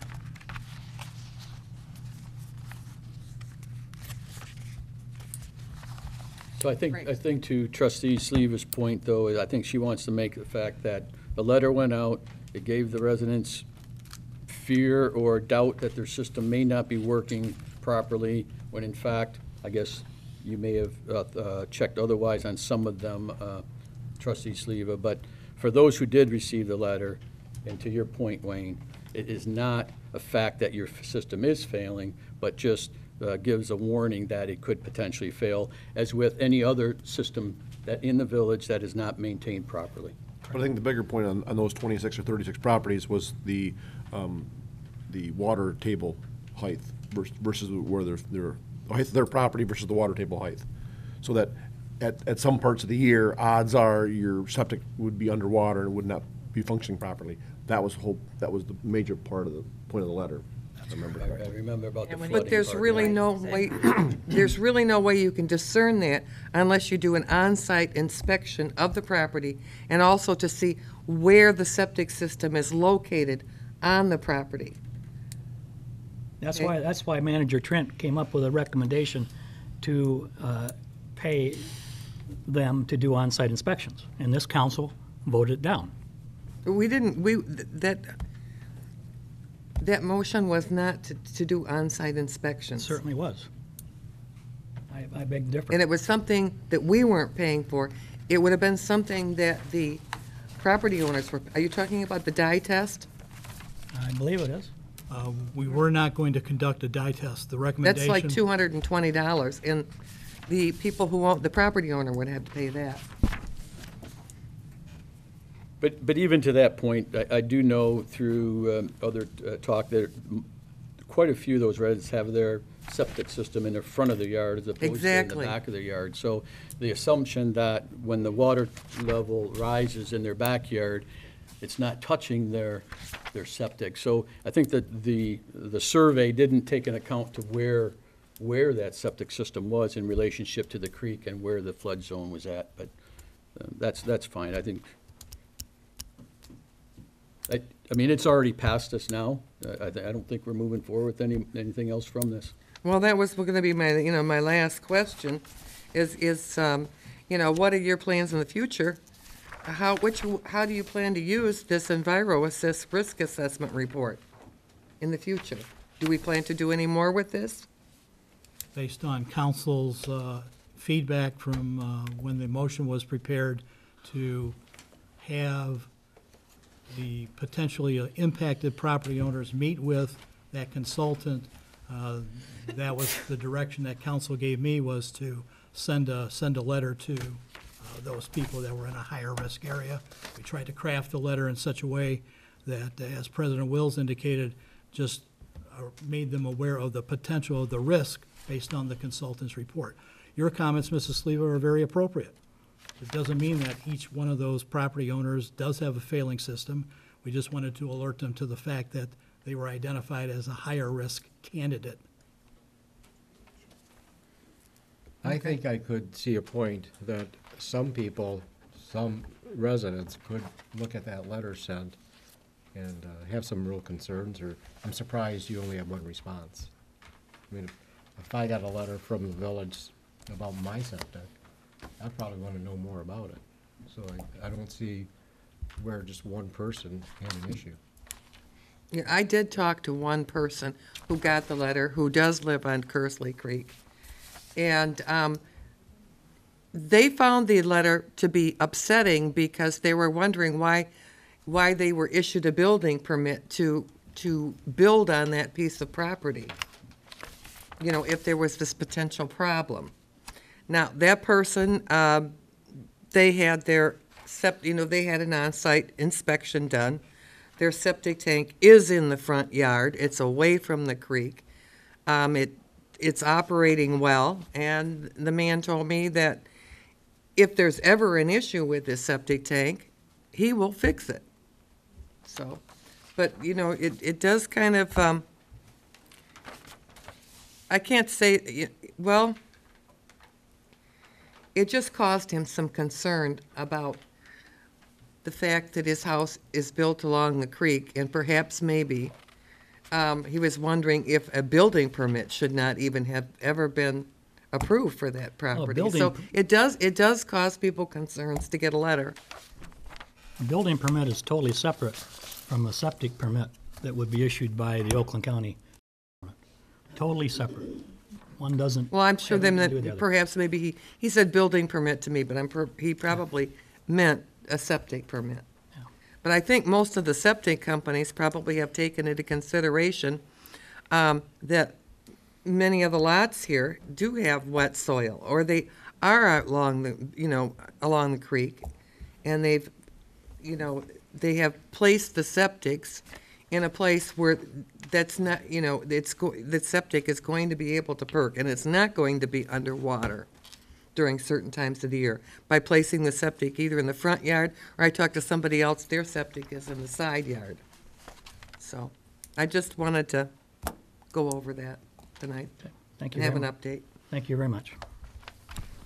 Item 12, new business, Girl Scout Troop 70649. We have a request for a part of their Bronze Award project. This troop is seeking permission to construct and install 6 bird feeders in Crosman Park. I'll entertain a motion. Mr. President, we have the privilege of some representatives from Girl Scout Troop 70649. They'd like to say a few brief words, with your permission. please step to the podium, please, and state your name. And if you live in a village or not, just if you want to give your address, you don't have to, but be nice to know. Brittany Swift, and I don't live in a village. Our Girl Scout troop is committed to encouraging an animal-friendly environment in Brandon. We believe that birdhouses and feeders in the park will attract different species of birds to the area, which might also attract people to Ortonville to watch and take pictures of our birds. Laura, and we would like permission from the Village of Ortonville Council to hang bird feeders and birdhouses in Crossman Park this summer. We would like to build and hang bird feeders and birdhouses ourselves. We would like to continue our involvement by maintaining the houses and feeders regularly. Our Girl Scout troop 70649 will construct 6 birdhouses and 6 bird feeders.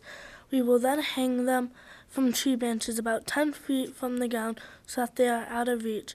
We will supply and refill the suet cakes for the feeders twice a month. We will provide the birdhouses, the bird feeders, suet cakes, which are purchased from local businesses, and labor for maintenance. In July, we will be building the houses and feeders together as a troop during a daddy-daughter activity day. The date has not yet been decided. July or August, we will be making arrangements to hang them in the trees. Thank you. Thank you. I have a question. Are there particular types of birds you're trying to attract? Is there any ones that you know of off the top of your heads that you'd like to see? No. Whatever would find a nice home, huh? Will there be doors in the sides of the houses so that they can be opened and cleaned out? This is the house. That's the house there? That's quite a big house. It's like an apartment almost. And will the openings be different sizes? They might. Different size birds like different size openings. Yeah. So I just have a question. In regards to the motion, it talks about 6 bird feeders as opposed to bird houses. So are we approving both bird feeders and houses? Yes. 6 of each or 6 total? 6 of each. Oh, Oh. Well-fed birds. okay, well, good question then. So 6 bird feeders and 6 bird houses. Because I thought I heard 10, but it's 6. Okay. Very good. Thank you very much. Appreciate all your endeavors to help make the community a better place. Oh, there's one that's a little smaller. that she Oh, knows she yeah, has. It's a feeder, yeah. That's the feeder. Well, that's the, that's Oh, the that's the feeder. feeder, That's the yeah. feeder. Yeah, very nice. Mr. President, Thank you, ladies. I'd like to make a motion to approve the request of Girl Scout Troop 70649 to construct and install 6 bird feeders and 6 bird houses in Crosman Park. Support. So we have a motion by Councilman Councilman Dialis, and supported by Councilman Eschman to allow the construction of the bird feeders and bird houses as indicated. Any further discussion, questions? Hearing none. All those in favor, please say aye. Aye. Opposed? Motion is passed unanimously. Thank you. Good luck. When will you start? When will you start?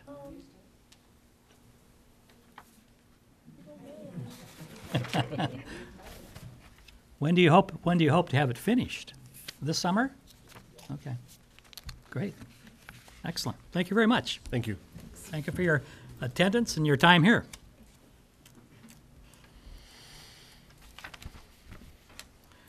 Item 12B, Oakland County 2017 Pilot Local Road Improvement Program. David? Council members, you'll recall that last month I indicated that we had submitted a grant request to Oakland County, and at their May 22nd Oakland County Board of Commissioners meeting, they approved a $1 million road funding project based on our limited road network and number of crashes, et cetera, and the formula that they use. we were awarded $2,981 for a crack fill project on Mill Street and South Street as a means to help enhance and maintain businesses in our community. And in your package is the supplemental paperwork that the county requires us to approve in order to accept those funds and submit our invoices to them after the project is complete. And that's a project that we would do later this summer with our DPW crew. So I ask for your support in that project number that the county has identified for the village of Ortonville. How long does this pilot last? It's a year-by-year program. Okay. And so, based on the amount of funds that they're providing us, we wanted to identify a project that would fit somewhat within those various limited financial constraints. On Mill Street, will it go all the way from the entire Mill Street and the entire South Street, or just in the downtown area? Just targeting the downtown area. That's the intent of the grant. All right. And just for clarification, I know you said that, but in the supporting document, the Oakland County does comment on both distribution of grants and loans. So this is not a loan, it's a grant. That's correct. Thank you. And there is a specific formula. It looks like to me that there's based upon percent of population, and as it relates to all the applicants. And what do we see here? 2, 4, maybe 30-some applicants around the county, ranging from large cities to the town of Leonard. So we are not actually we're actually receiving more than Clarkston. Interesting. Of course, the village of Clarkston is really quite small compared to Independence Township, so. There's 40. 40 what? 40 altogether? Oh, okay. Yeah, so it certainly is a start in the right direction, and we appreciate you putting your time in obtaining this grant. We need a motion, please? I would like to make a motion to approve the Oakland County Board Project number 2017-23, authorizing the Village of Ortonville to accept funding for the 2017 Pilot Local Road Improvement Program in the amount of $2,981.00. Support. Motion by Councilman Bryce, supported by Councilman Dylas. Sorry, Dan. That's okay. I was going to ask something before we can ask it. Now you can still ask it. So we have a motion and support. Further questions? So it's one thing to accept grant money, but shouldn't the motion be agreeing to the matching funds of the 2981 as opposed to receiving them? Right, Because 'cause we're our actually money- spending the residents' money to match those funds. So it's one thing to take free money, but we should be approving the money, the matching funds for that, shouldn't we? My opinion would be yes. I would concur. So I noticed that the total amount of the award is $6,000, or no, the 5962. 81? And there's minus a 5962, and then we're on the hook for half of that. Right. So it is a matching grant, 50-50.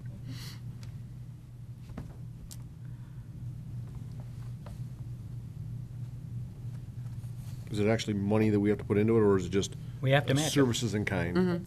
We're going to do it anyway. 50-50 match. I think, Sure. this is one of the street maintenance projects that we're going to do regardless. Yeah, and we've got budgeted monies for maintenance of the Exact- streets. Already. Yep. That's why we wanted to take advantage of this, since they were distributing funds. So since it's already in our budget, then perhaps we don't need to indicate that difference. What do you think? Do we know what our exact portion would be monetarily versus in kind? Half of Well, the that, yeah, It's half. 29. This is 2981. We have to actually send them a report at the conclusion of the project. But do we know what is in kind versus monetary We at have this a- point? Well, we have an estimate of the number of hours it would take to actually perform that work. That came from DPW Supervisor Hawkswell. Plus, we have a quote on the materials that would be necessary to do this project. So, combination of those two, we were able to come up with a number that matched that 2981 that was being offered by the county. Would it be safe to say that the amount would exceed our in-kind DPW contribution would more than exceed that 2981?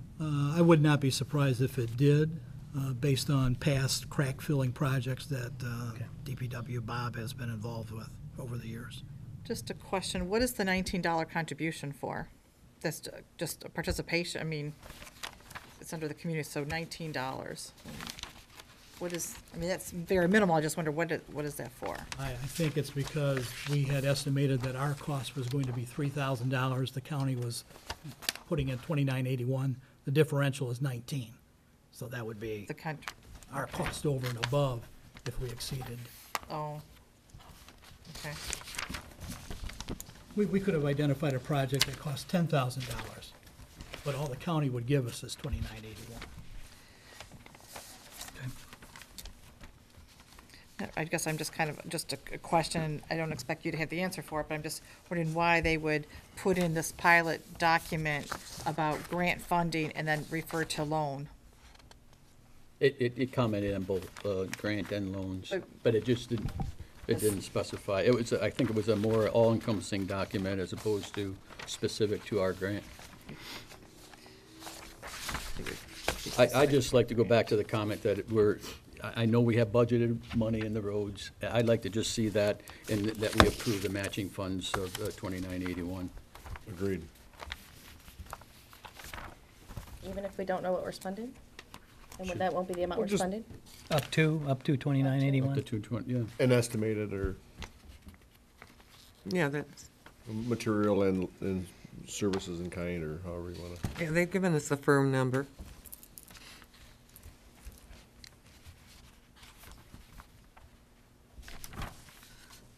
Okay, so how's this? At the end of the sentence, with in-kind labor and material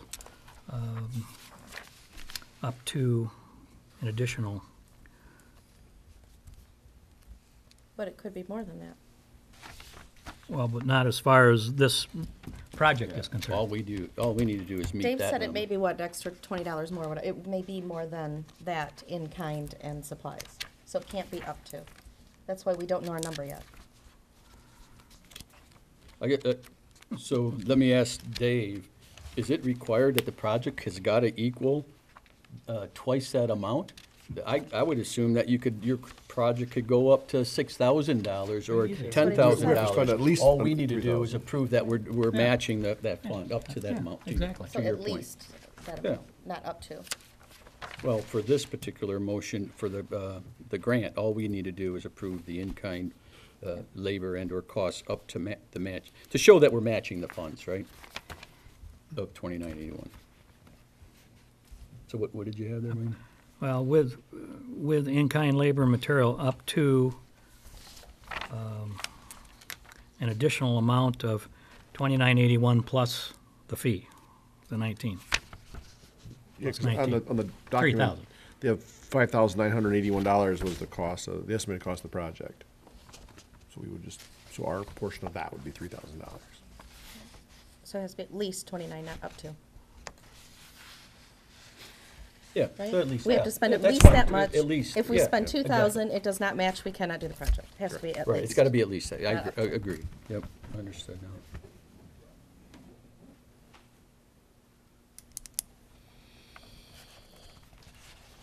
So we're going to state 820. So at the end of the motion, as we have in front of us, we'll say, with in-kind labor and material up to an additional amount of 2981, leave it at that? At least Up to it. 2981. At least. Up to an amount of at least $29.81. Do you have that, Courtney? I have to approve the Oakland County Board Project number 2017-23, authorizing the Village of Ortonville to accept funding for the 2017 Pilot Local Road Improvement Program in the amount of $2,981 with an in-kind labor and material adding up to at least an additional $2,981 plus the fee. Perfect. Wouldn't have to show that it's a matching fund, though, to say that it's matching fund up to at least? Or, because you're approving the total, but what we're trying to do is convey that we are matching the Oakland County grant money with up to at least that amount, right? So it's a matching. So if I put, Matching with funding? in-kind labor and material adding up to an, I just completely With lost my train of 50/50 thought. matching funding Do it. from the village. Yeah, to accept 50/50 matching funding.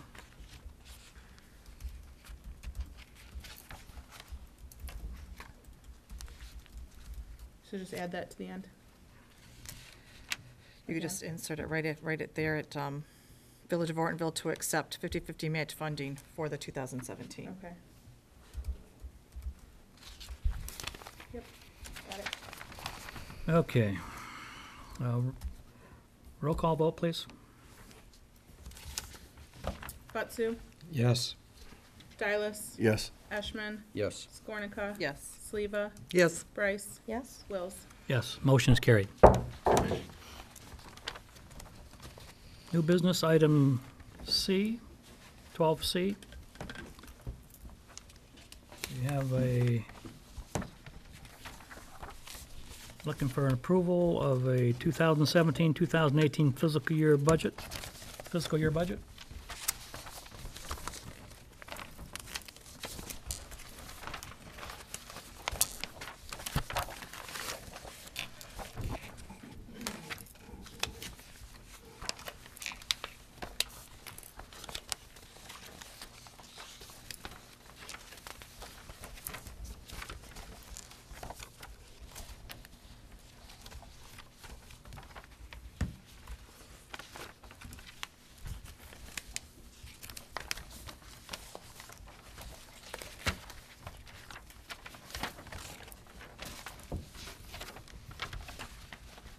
I have a question in regards to the motion and how it's read, because it does include the millage levy of 8 mills. And it seems to me that that would be 2 motions, or are we, rolling that all into one? So we went and reviewed and approved the budget by department, and we went through it in detail. And I think we had a consensus, but I don't remember. I mean, I do get we did get the document that Wayne, you signed in regards to the mills and what that represents, but wouldn't that be a separate motion, or is that all in one? Actually, the resolution that we have to fill out has them both tied in together. They do. I thought we already did the 8 mills one, right? Didn't we already do that? No. I think we talked about it in the workshop. Maybe because I've already seen it all before, we it have just the same seems like we've copy of already it. did that. This is a carryover of the same motion from last year that you folks have traditionally. Right, it's general. And we're not changing the millage, we're not changing. Right, we the- don't, yeah. Okay, all right, just a question, all right. Good question.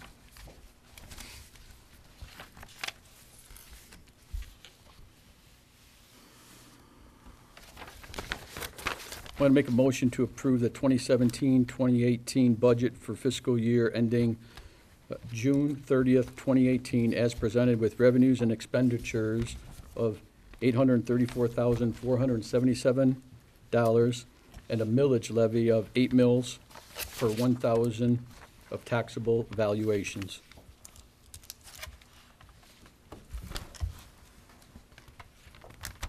Support.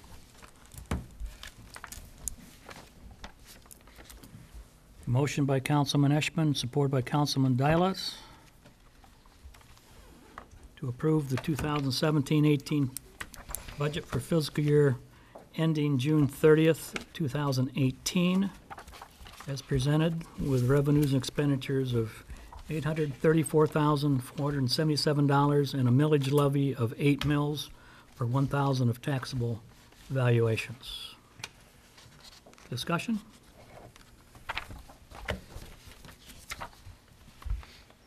that's our B option then, right?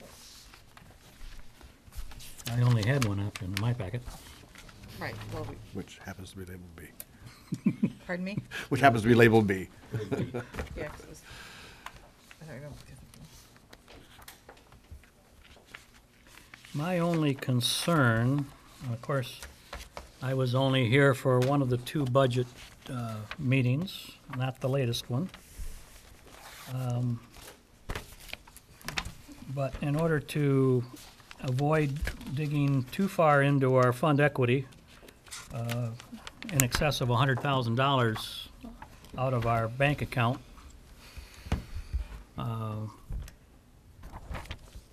we had to completely defer any sidewalk projects for 2017, 2018. While it's personally not to my liking, I have to abide by the will of the council, and will do so.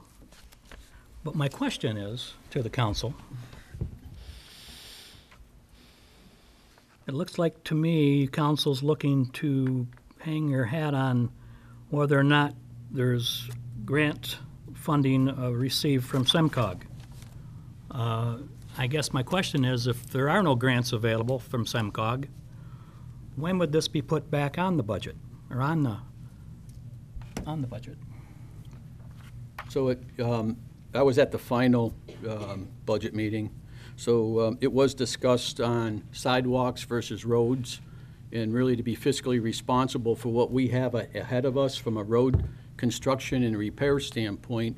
Our fund equity balance would be dipped into greatly by including the sidewalk project. Nowhere at any time during our budget meeting that we relied on a SEMCOG grant. That was added later. We strictly reviewed by budget each dollars that we expect to spend for each budget department, and that's it. So the SEMCOG was an addition that I don't remember ever discussing in our budget meeting. Okay, As part of the approval of the budget. My question remains the same. So That what- is, when would you reconsider putting this back? Because, see, quite frankly, budgets are flexible, almost living beings. They can be amended. So, you know, as well as a budget from a year from now, when we go through the same process.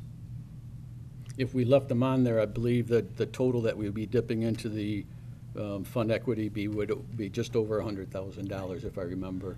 Taking our fund equity down to roughly 300,000+. I think, I'm just throwing some numbers, I don't remember exactly what the fund equity, but I remember it to be somewhere in the $400,000+ range. Then we would go down into the $300,000+ range, and we got Mill Street falling apart, that's not part of it, and so it was foresight to think, hey, are we willing to sacrifice? What was more important, if I remember, Trustee Dylas asked the trustees at that time, what's more important, sidewalks or the road?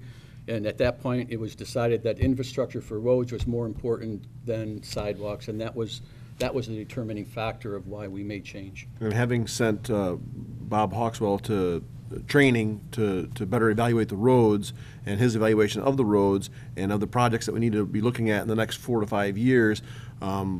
Last year, we had a transfer out of fund equity over $70,000. This year, we're looking at transferring out of fund equity over $60,000. And in the next 4 to 5 years, we're looking at trying, having to do the same type of $50,000, $60,000 at least to try to maintain our roads. While I'm a big proponent of the sidewalks, I would love to see that project be accomplished this year.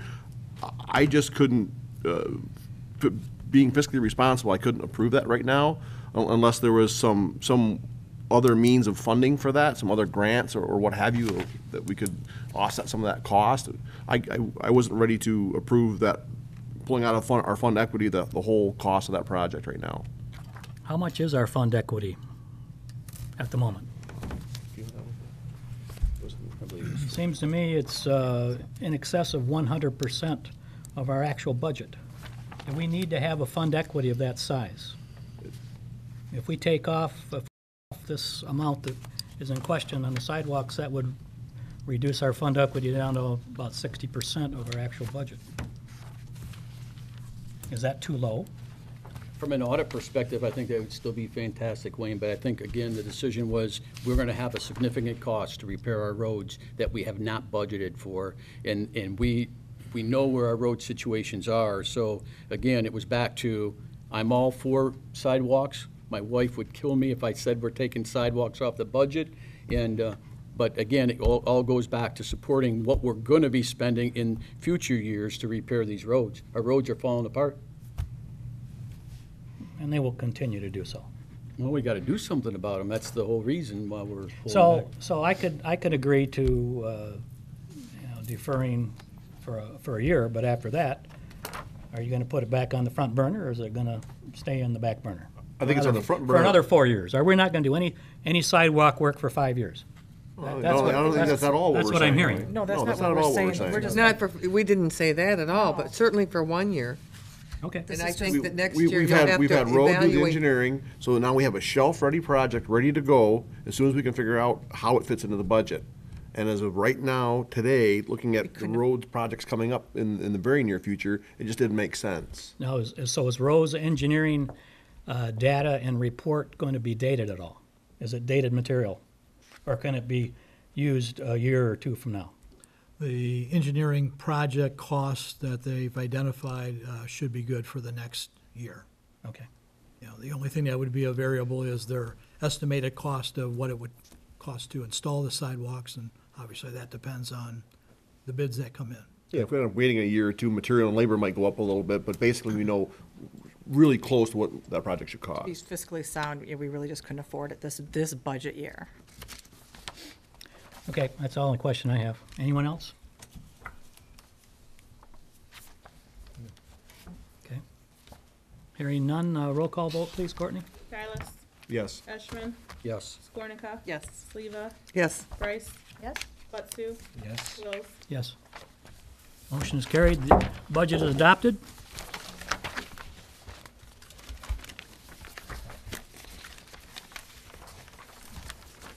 And now we come to the real meat of the matter. Don't be chicken, Wayne. I won't be chicken, no.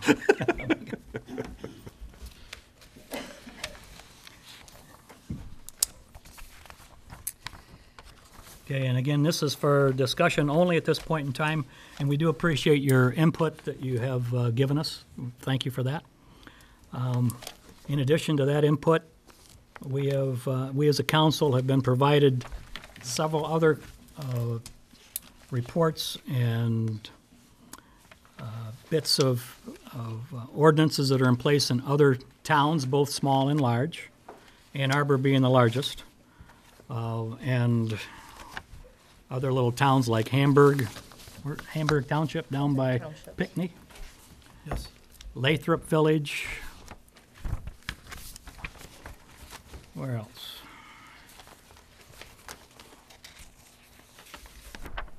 Beverly Hills, Holly.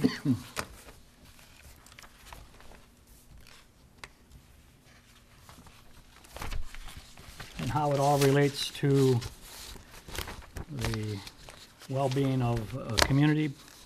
And again, it sounds like, from what I read, and when I was growing up, I know I raised, my parents and I raised chickens together when I was little.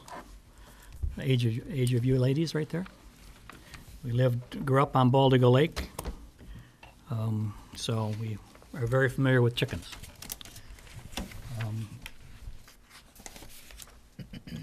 So, council, thoughts, comments? I'd like to ask, what is GAAMPS requirements? What does that stand for? That is an acronym for Generally Accepted Agricultural Management Practices. I should have spelled that out. I apologize for that. And then what are those requirements? So we're saying that they must comply with those requirements. What are those requirements? That's something that we could provide in more detail. There's actually in our research very limited GAMPS reference to the world of chickens. There's a lot of reference to other animals, but not so much to the world of chickens. Humanely keeping But- them. but, Meeting the minimum requirements to keep them humane, right, you know, cleanliness, shelter, water. properly fed. I guess where in the, I didn't see, unless I missed it, was Brandon Township's ordinance and our current ordinance. I mean, we have all these other municipalities or villages, but what, you know, what is our current? And actually, I printed it off at home, I left it at home. Yeah, our current ordinance says that chickens are not allowed in the village. I'm just looking for our copy, so we could have looked ahead We that had to it review last- rather than these well- other ones. And as far as Brandon Township, my understanding of their requirements are that you have to be in the country, 2.5 acre lot, and you're allowed to have a minimum of one, and then maybe so much for every acre that you have after that. Brandon Township, there is no minimum acreage unless you have a rooster. There is no minimum acreage for chickens. Roosters is 2 acres.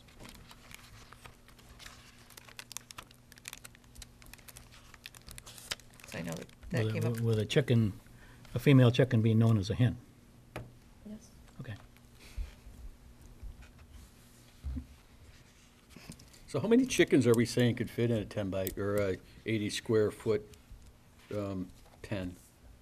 Because you say $50 to cover the first chicken with an additional extra $5 each for max. So how many chickens is that? We're recommending a limit of 6.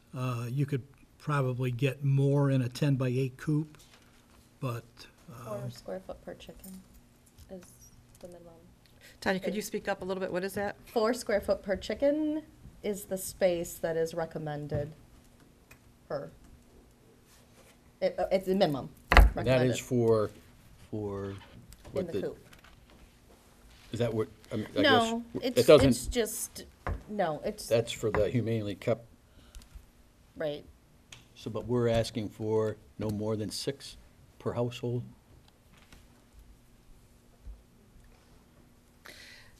No roosters unless they're decrowed. How would we know that? I mean, I don't know how I would know that. customer, citizen complaint or observation. Okay. There's no way to, I have a big problem with decrowing a rooster. There should be no roosters. The township is under 2 acres. We fall under that. You should not have them under 2 acres. That's like people that remove their voice box out of their dogs when they bark. I have a that doesn't very sound big right. problem with promoting that. You should not have a rooster, period, And that's in why this space. I Well, yeah, agree. I'm looking for I your agree. feedback on How what, would we- what course of action you would like to take. I agree. I don't think we ought to be promoting any, you know, You can't get eggs without a rooster, though, can you? Oh, yeah. Oh, yeah, absolutely. Can you? no, then They're you get just not chicks. fertilized. Then you get chicks when they're Right, fertilized. right. I mean, I do know that. It's like, otherwise, All I know is growing up, we always had a rooster.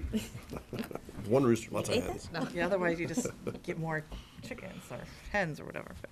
But I Dave, guess. do we know how many residents in the village have roosters currently?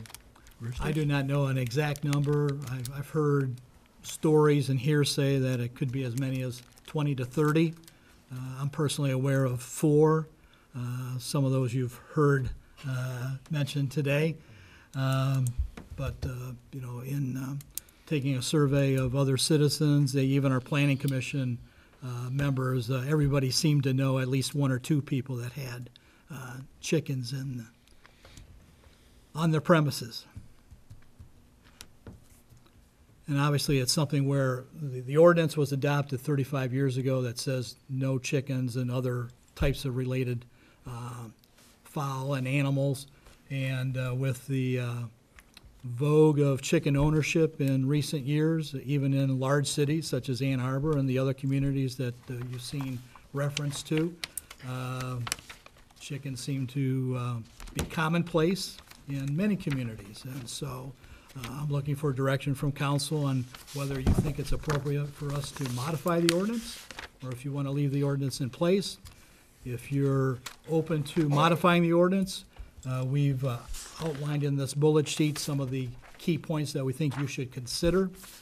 And based on your feedback today, Mr. Denon and I will draft an appropriate ordinance for initial review at the end of July. The application fee seems a bit steep. Is there a reasoning behind that? Yeah, we wanted all of the illegal aliens to come out of the shadows, and they should pay.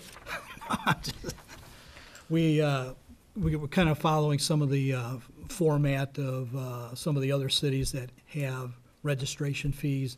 Ann Arbor is a prime example, where there's a requirement for a permit fee. So- Sure. But it's an annual fee. Why does it have to be an annual fee?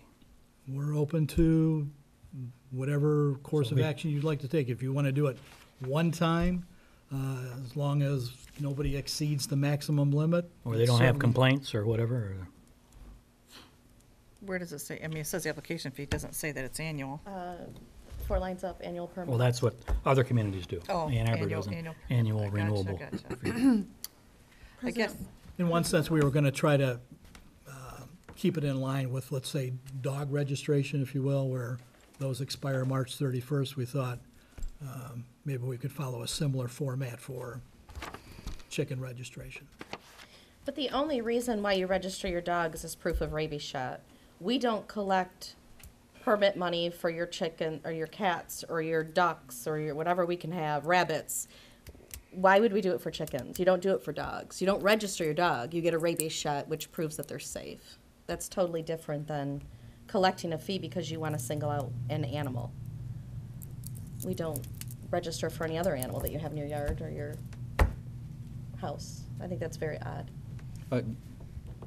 It makes sense to me. I think we should, the residents should register them, but I don't see a need to charge them for Okay, the well, registry. yeah, I guess So I register is think we totally would wanna different. To be know, yeah. acknowledge who has them. Yeah. But again, I don't know whether you have 12 dogs or one. It's none of my business. Again, we're singling out because of an incident that there is a problem. Absolutely, should we look at maybe revising it? But I don't see this any different, again, than your cats. Well, the or whole point of this your though was chipmunks. our ordinance today is none, period. Right. Right, But I'm so- saying, to put an application fee and you must do this every year and you must check in, we don't do that for any other animal. Why would we do that for chickens? I guess I would like to have, in front of me, as a guide, the township and our current ordinance. And since we haven't made any modifications to our ordinance yet, and can see that, to see where we want to change it if need be, we should be upholding the current ordinance that's on the books today. You have it? I have it right here, President Wells. Actually, as recording secretary for the Brandon Township Planning Commission and the Zoning Board of Appeals, I can tell you that they recently went through all this and revised it. She has And it. I apologize, Trustee Bryce, but you are incorrect in saying that there is no minimum. There is a minimum lot area required to maintain Class 3 animals, which includes chickens, shall be 2.5 acres. 25 Class 3 animals shall be permitted for the first 2.5 acres. Thereafter, 5 additional Class 3 animals shall be permitted for each full 1 acre in excess of 2.5. A maximum of 1 rooster shall be permitted for each lot or parcel. Lots or parcels under one ownership shall be considered 1 lot or parcel. So, that, there Minimum is a 2.5 minimum of acres. 2.5 acres and 1 rooster per Lot. owner Right, period. of lots. Dana, would you step up here, please? Dana DePalma is our township trustee. Thank you for being here. That's my Girl Scout. Oh, okay. So, yes, we did just do all of this per Courtney. And then also says that it needs to have adequate fencing or other restraining device for the purpose of maintaining the animals within the restricted areas provided for. That the fenced area shall be located no nearer than the 50 feet from any dwelling which exists on the adjacent lot. And the structure housing class for the Class 3 animals shall be located no nearer than 100 feet to any dwelling which exists on an adjacent lot and no nearer than 50 feet to any adjacent lot line. All of our ordinances are online, so all you have to do is, all I did was I went to our website, looked up the code, and then put in animals, and it brought it up, so. For the benefit of our audience and the people at home, what is the website? It's Brandon Township's website, so if you just go to our website, and then, What's the address of the website? BrandonTownship.mit, hold on, I'm MI going back to it. .us So it's or- brandontownship.us, and then you would just search for our ordinances, and then there's a code there, and then you just search within the ordinances whatever you're looking for. don't put in chickens, it didn't come up because it's class 3, so I just put in animals. Can I just ask you one more question? What is the maximum allowable chickens for 2.5 acres again? 25. 25? 25 chickens and only 1 rooster. And none if you are under 2.5 acres. Right. Correct. That's a good point. So I That's why. apologize, I got the hens and the roosters mixed up with, I knew it was the 2.5 acres. That is a but good was point. the rooster. You have to have 2.5 acres to have chickens. I remember. Class 3 animals. I remember doing this. That's why I was like, oh yeah, it's out there. I remember that was in the paper. Remember all the hearings. Thank you. You're welcome. Thank you. The other concern about the application fee was, we had talked about that early on, as far as doing like an initial inspection. So if you're gonna put a coop up and make sure that it was the correct distance from your neighbors and it was the correct, your feed was stored properly and all those types of things, because again, we're looking at going from an ordinance technically of no, this class 3 or farm animals, however you want to put it, of no farm animals in the village to now we're allowing chickens in the village. That I guess I'm okay with that as long as everybody's following the rules. And my only concern with not having any inspections, not having any fees, is that they don't follow the rules. And I guess that would be policed by the neighbors, I suppose. And again, my argument is, neither do people with their dogs. They don't keep them on leashes. They don't keep their rabbits correctly hutched. You can't single out any certain animal or go across the board. I mean, the animals or the dogs that roam and are harming other people's animals are ridiculous. I have lost 10 of my pets in 9 months because of somebody's dogs. And my animals are caged and completely put away. And they are broken in. Coyotes, there's a That lot was of roaming dogs. I have coyotes. it on video. I hear them at night. But to the point of Brandon, some trustee Skornick had asked for the ordinance of Brandon Township. I think it's well noted the size of Brandon Township, and to have a minimum of 2.5 acres to even have 1 chicken. And how many lots do we have in the village that are 2.5 acres or more? 1 or 2. Exactly. So really, I think we need to strongly consider the amount of the recommended chickens for the size of the lots that we have over what we're proposing today. I mean, I don't think we're making a decision today. This is all up for discussion. Obviously, there's going to be a lot of work, or some additional work to really refine what an ordinance should look like if we even have an alternate ordinance. Well, I would concur with Mrs. Bryce that the dogs need to be on a leash. That's an existing ordinance, and that's a question of following the ordinance and having that enforced. And I know that Lieutenant Glover his department has been called on dog leash issues quite frequently, and whether it's just going across the street to do its business or not is not the point. Once it leaves your property, it must be on a leash. Correct? We've actually enforced that as well. I mean, we have taken several complaints over the chickens that are in question. We have issued tickets to dogs roaming at large. We don't like to, but we do. One of the questions that's come up for conversations with us at the substation is that with the tickets that are roaming the village, and I mean the village limits, I see it all the time just driving through. You'll see chickens roaming. Whose they are, I have no idea. The question comes up is, what if a dog attacks one of those chickens? Because by the animal molestation laws, if a dog is attacking your chicken, you have the right to dispose of that dog legally, which brings up a whole nother question. If somebody shoots one of these dogs that are molesting one of these chickens, then you have a whole nother issue. So that has a question that's come up a couple times in the last couple months. Reference those chickens. Not to mention legal recovery of the owner of the chicken. Yes. In other words, that chicken's worth X amount of money, and your dog, your free-ranging dog, just killed my free-ranging chicken. Yes. Or broke into my cage and killed my animals numerous times. But that can't replace a pet. It doesn't matter. If you kept your dog on a leash and I kept my animal in a cage, we're all good. Right, you guys, We all did our job of responsible pet being ownership. a safe pet owner. Yeah, the chicken issue, I mean, I never thought I'd see it, but I've been doing this for 29 years, and up until I came out here, it's the first I've received phone calls over chicken issues, and whether or not this is going to be enforced. And I've had conversations with Mr. Trent about the chickens, and have stated that we are not going to be the chicken enforcement police department unless it becomes an issue. And at one location, it become an issue because of how many complaints we had referenced those chickens not being on their property. That was a couple years ago. Well, I would think the village office, the village manager or village president would be enforcing our ordinance by citing property, Well- chickens, instead of bringing in the local law enforcement. We can enforce, I know you can, and Dan can, and David can enforce that.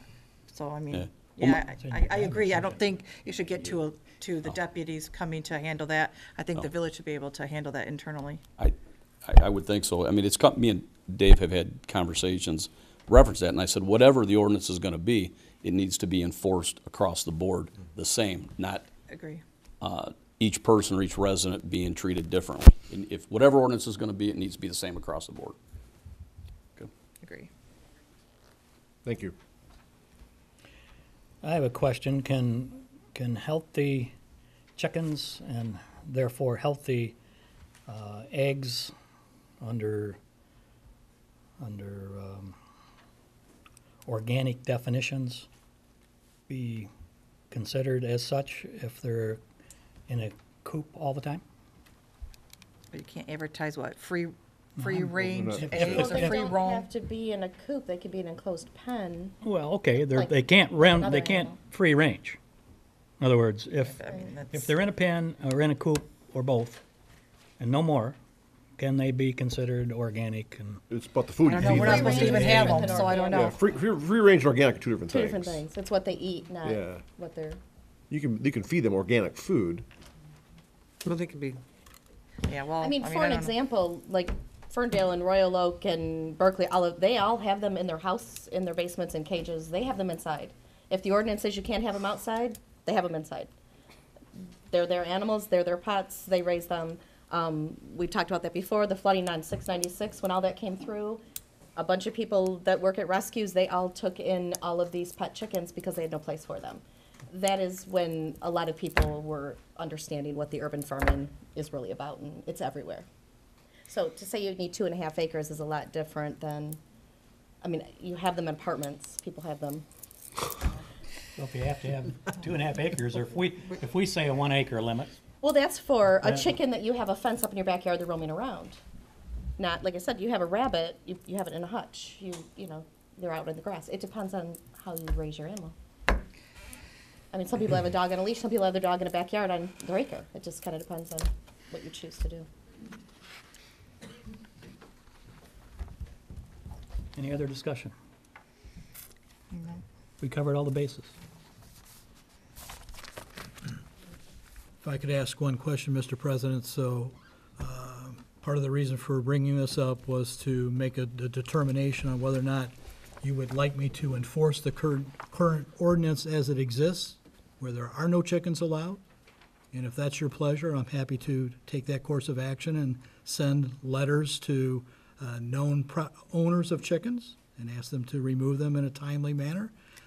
If you want to move forward with considering modifications, I'll take your feedback you provided tonight, and Mr. Denon and I will try to draft up something that would be part of the first reading for the end of July.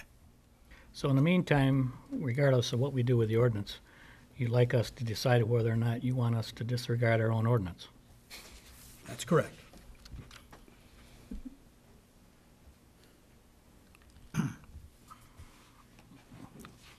What say you? I say that, and you and I have had this discussion, that there's been chickens in the village since we've been here. We kind of know some of the people that have it, and it's always had a blind eye. The ordinance has always been there, but the people that did have chickens, a lot of people didn't even know had chickens. I mean, they fenced them, they kept them, they didn't have roosters. You really didn't know they had them. And it wasn't an issue, but it becomes an issue when they want to free range, free roam, and just let loose. Pets the same way. But there is an ordinance, and I'm one for ordinances. That's what I say about it. I'm looking that we should modify the ordinance. And in the meantime, not enforce the existing ordinance. Well, if we haven't. Well, we haven't What been. difference does a month or two make if we haven't?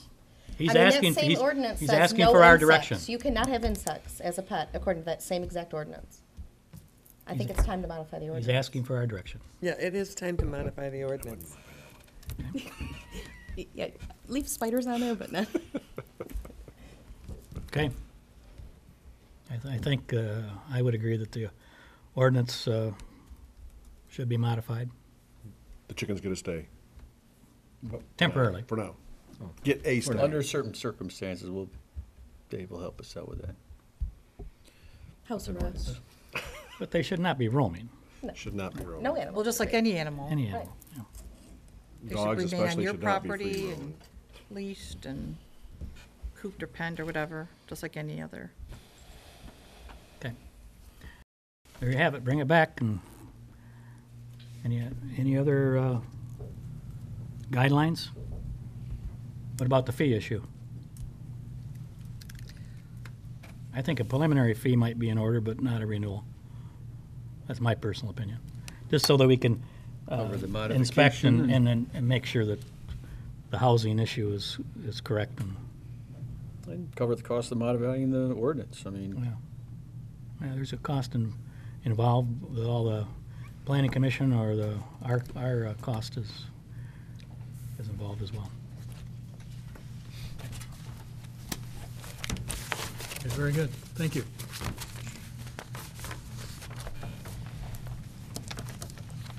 Okay, now we've already discussed item 13, sorry. our letter from Congressman Mike Bishop. This is a place, item 14 is, again, public comments for non-agenda items only, so anything else that has been bothering you and you were afraid to ask but would like to do so. Now's your opportunity.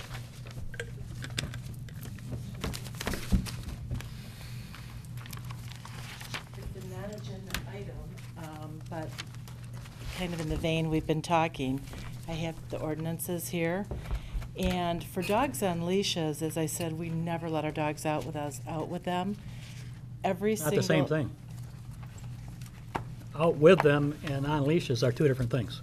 I agree, but every single line item under animal control says as long as they're under control, under reasonable control of some person. It does not say leashes. Every line item says under reasonable control of some person. Isn't that on your own property? No, actually it says every dog shall at all times be confined upon the premises of its owner or custodian, except when the dog is otherwise under reasonable control of some person. But if you're on your house and the dog's across the street, how could that be under reasonable control? Well, I'm out there with the dog, and there's no houses, there's nothing across the street. I live on Candace Court, it's all woods. It's acres and acres and acres of woods. But your opinion is that still considered reasonable control? I feel I'm in control of my dogs when they're out there, yes. It's free roaming. And we're gonna, to me, the chicken ordinance will address free roaming, and if our ordinances aren't strong enough to say that the dog outside of your property is not on a leash, I would ask that our village manager relook at that ordinance as well. Okay. Thank you. Thank you. Anyone else?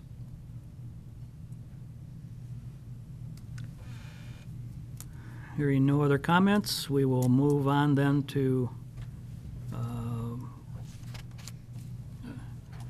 amended agenda item 14A.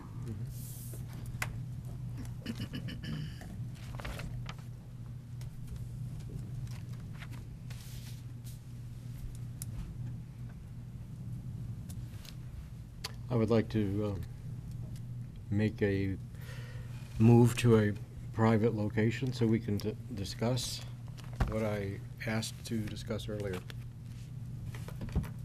So are you? Closed at- meeting. I'm sorry, closed session. So you're making a motion to go to closed session. I am making a motion to go to closed session. I'm sorry.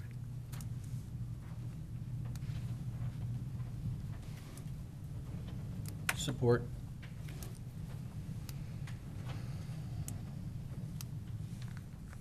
Motion and support to go to closed session for an undisclosed reason. Yes. Any other questions or comments? Well, no, he didn't say undisclosed. I mean, at the You said beginning. undisclosed. What's I your said a- reason? I said a staff personnel concern, is what I said earlier. You didn't state that in your motion. I'll make a remotion to go into closed session to discuss a staff personnel concern I have. Okay. I support the amended motion.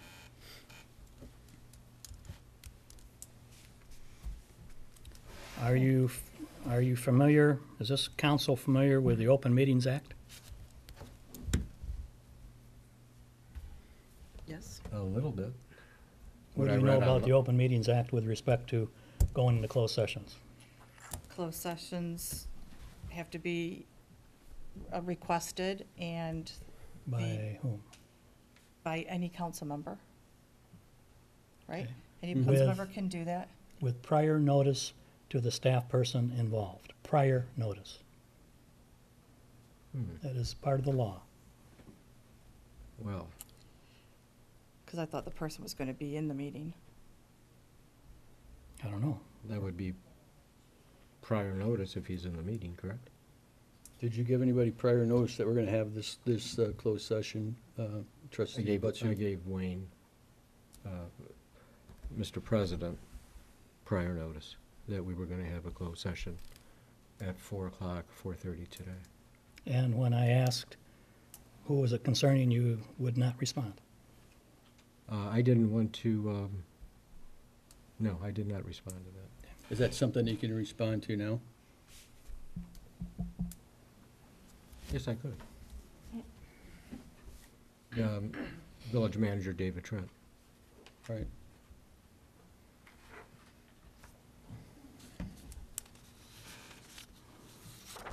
Okay, according to our attorney, Michael Gilner reached me at a return phone call of 6:45 PM this evening.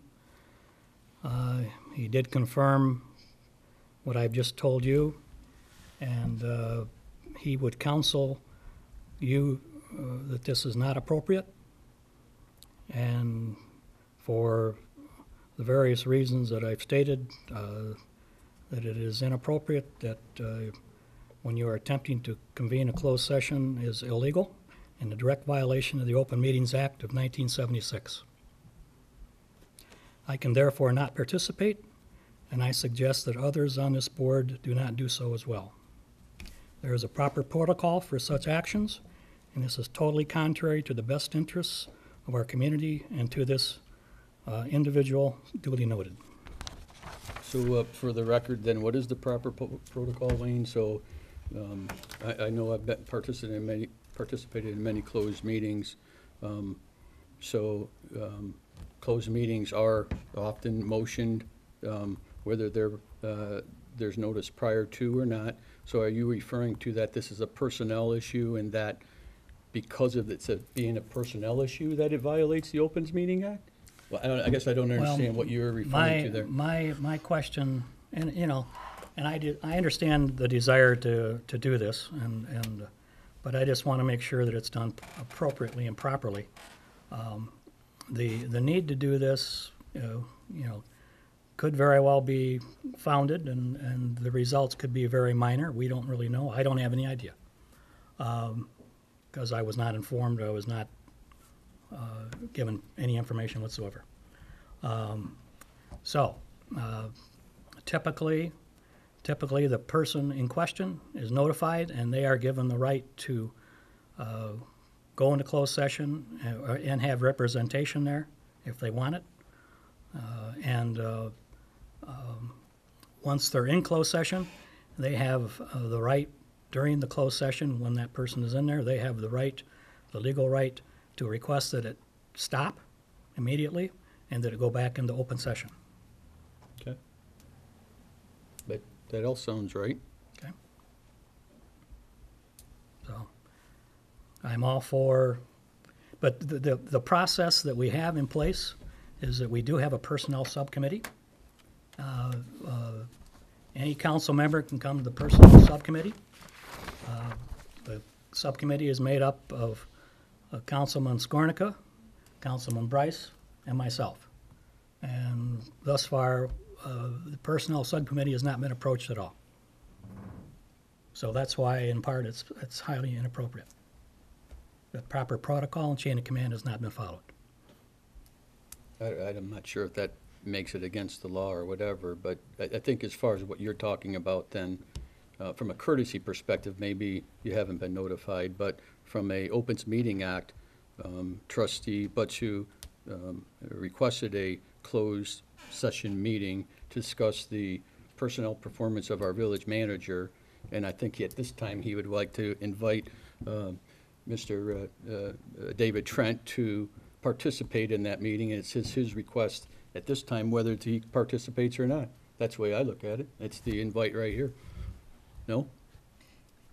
No, it's my understanding that the individual in question has to request it first.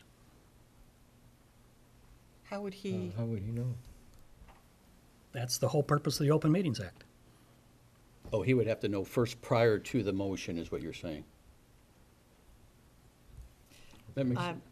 You know, because Mark did contact me on behalf of the Personnel Committee and ask what protocol would have to be followed. I told him he would have to request a closed session. When did he contact you?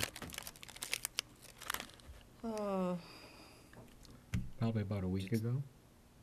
Yeah. 'Cause I asked you today if you contacted Colleen, and you said no. No, I did not say no.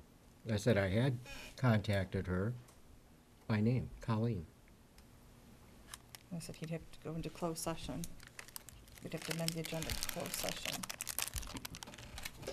Well, I think it's only fair right now that we defer the motion, and at this point, we ask for a special meeting with proper notification on whatever the requirements are under the Open Meetings Act.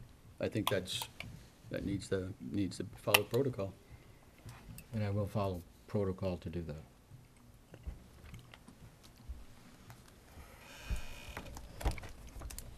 So you're withdrawing your motion? I'm withdrawing my motion right now.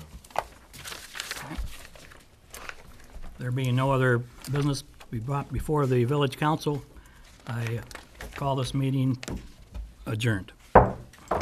Thank you very much. I didn't